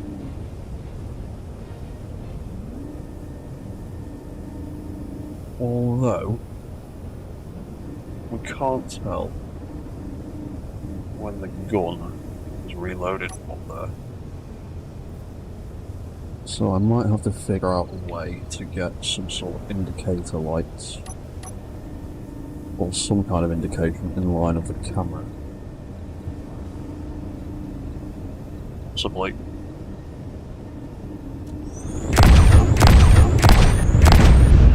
There we go. Got one shot off.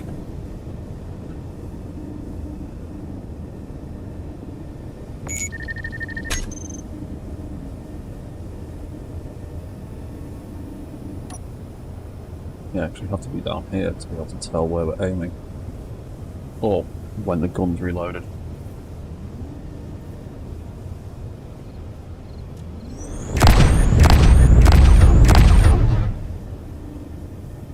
I think I got it.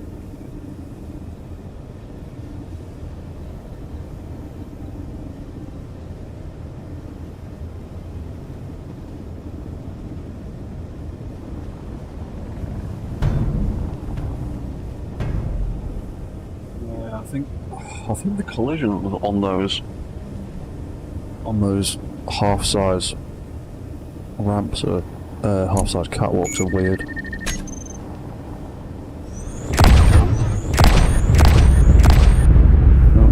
Yeah, you can't really see it properly from down here, but it does look cool. That's why I've given it the option for the camera.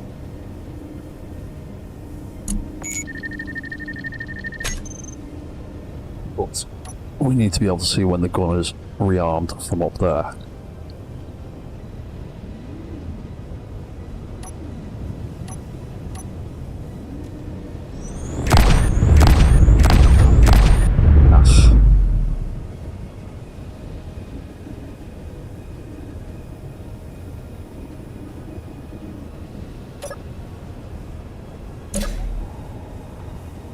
Right, cool.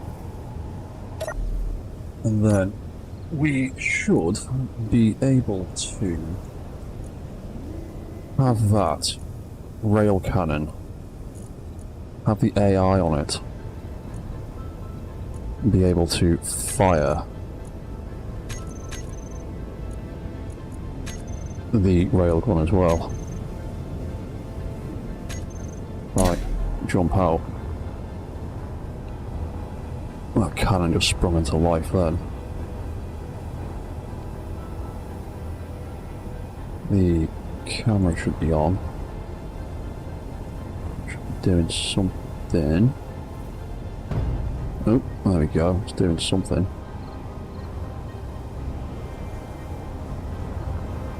There we go, it's locked onto a target, so the rail cannon can aim.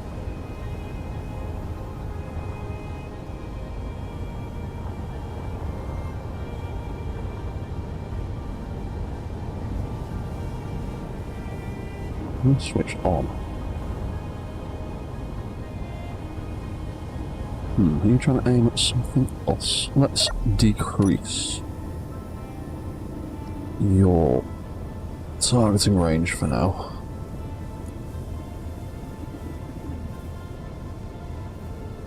Everything set up, I haven't missed anything. Rail cannon, do, that's all fine.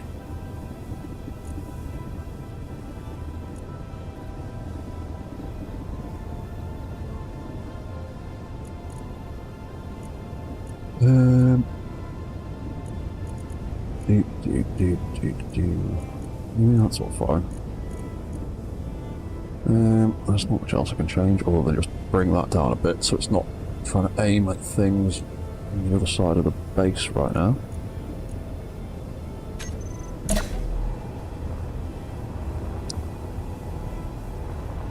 Oh, you know what? I'll just get it to aim at me. It's being daft with drones. Or there might be something going on. That's decided to be a pain, so I'll take that off, we'll put that on. Targeting friends.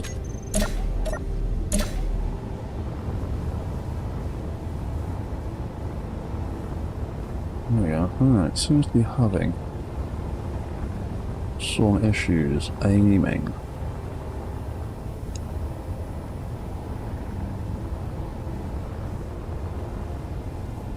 Why are you having problems aiming? Oh, hang on.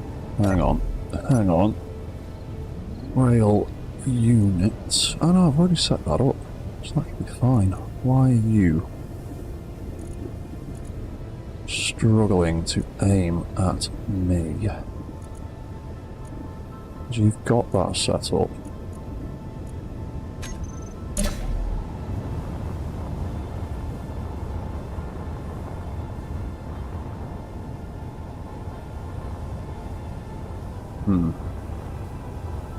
You should be able to use that to fire at me.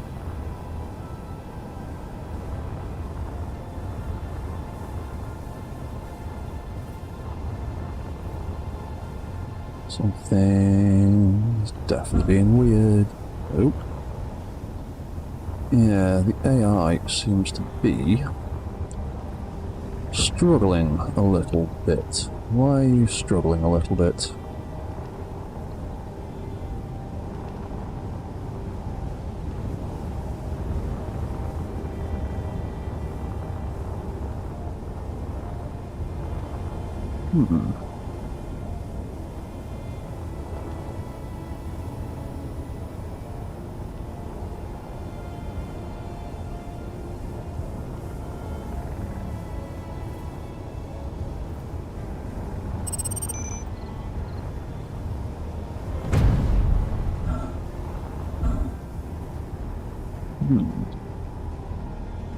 Oop, where have I gone? There I am. Why are you struggling to fucking aim at me?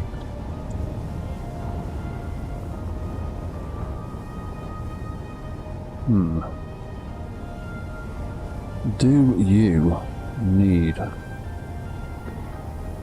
different camera? Are you struggling because your targeting camera and your weapon switch are on separate grids? Is that possibly what's going on?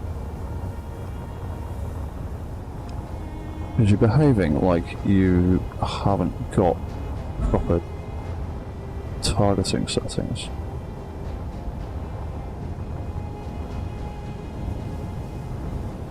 What kind of working there?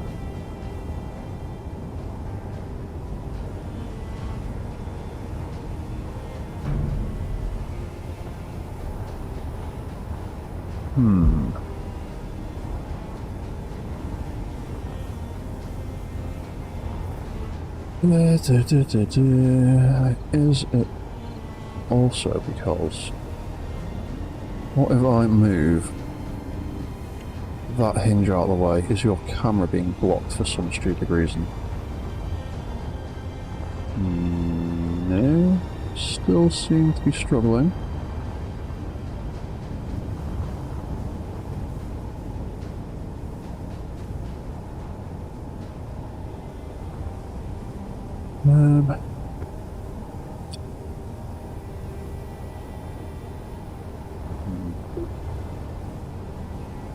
Right, well, it's not that, so let's put that back.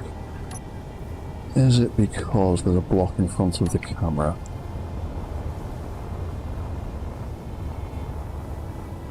No, you're still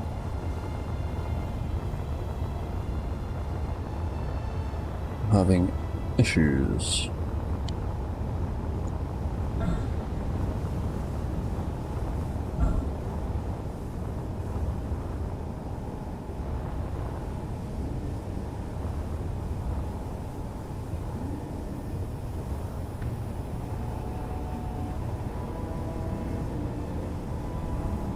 Is it something to do with the orientation of the welder? Why is this being buggy? Because it works fine down this end of things.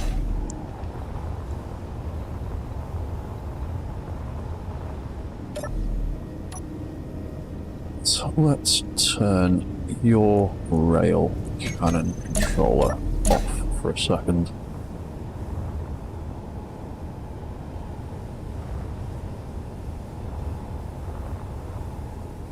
Is it a targeting reference issue?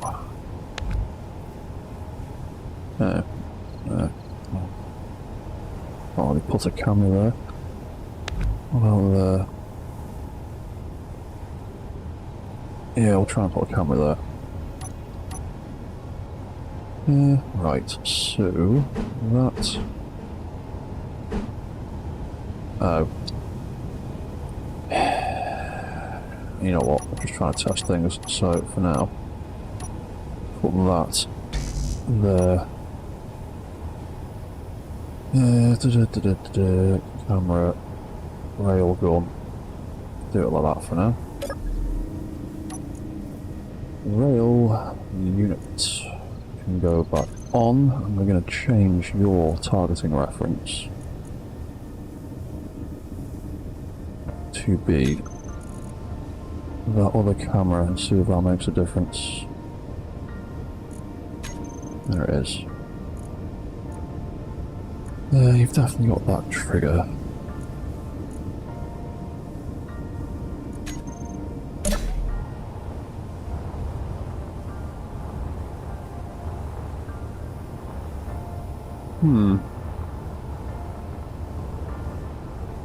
I'm not happy about firing though. Your aiming's a bit jank. Well, I might have to fiddle about with that kind of stuff off stream, because that's been about 4 hours now, so I'm going to pack this in here. Otherwise it'll just be me sitting here mumbling, changing little settings every so often. So, as far as... Oh. As far as the rail cannon goes, it's working fairly well. Just having some issues with the AI, but in terms of doing it like that, manually controlling it, it works quite well. We do need to figure out how to get the AI controls to work, because I want the AI to be able to take control of these things, and I know it does work because I've done it before. It's just, it might even just need a reset. Sometimes the AI breaks a little bit, but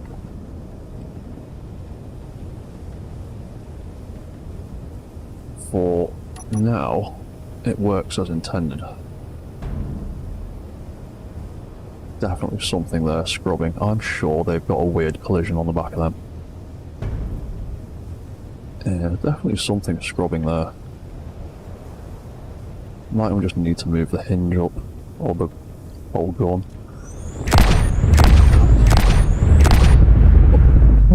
It works pretty well for now. So I'm going to leave that there.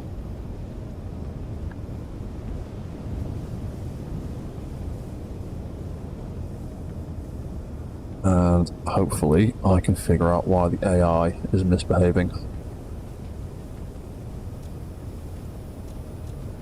Because I can fight the gun, no problem.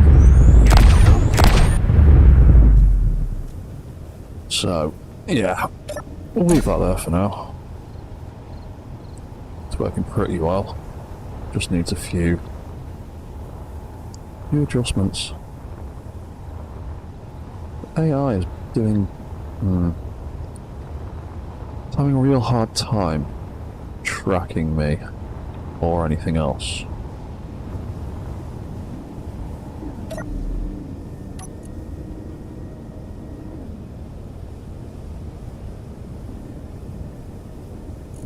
So we'll actually take that out of there, because that's just causing problems right now, and we'll deal with that next time. That needs to... Oh, it's already off, that's fine then. Yeah, we'll fix that next time. The actual gun itself is working pretty well. And the drones are working fairly well. So, cool, I'm going to leave that there. Cheers for watching, cheers Great and all, and Jack Riggs, and who else did we have? We had JJ, Brad, oh, Chad Davis, I didn't see you there, mate. That was ages ago. Thank you for watching. And Damon, and Splatter Effect Gaming, and if I've missed anyone, I'm very sorry, but cheers for watching. And I'll see you next time for some more stupid subgrid stuff. So, cheers guys, goodbye for now.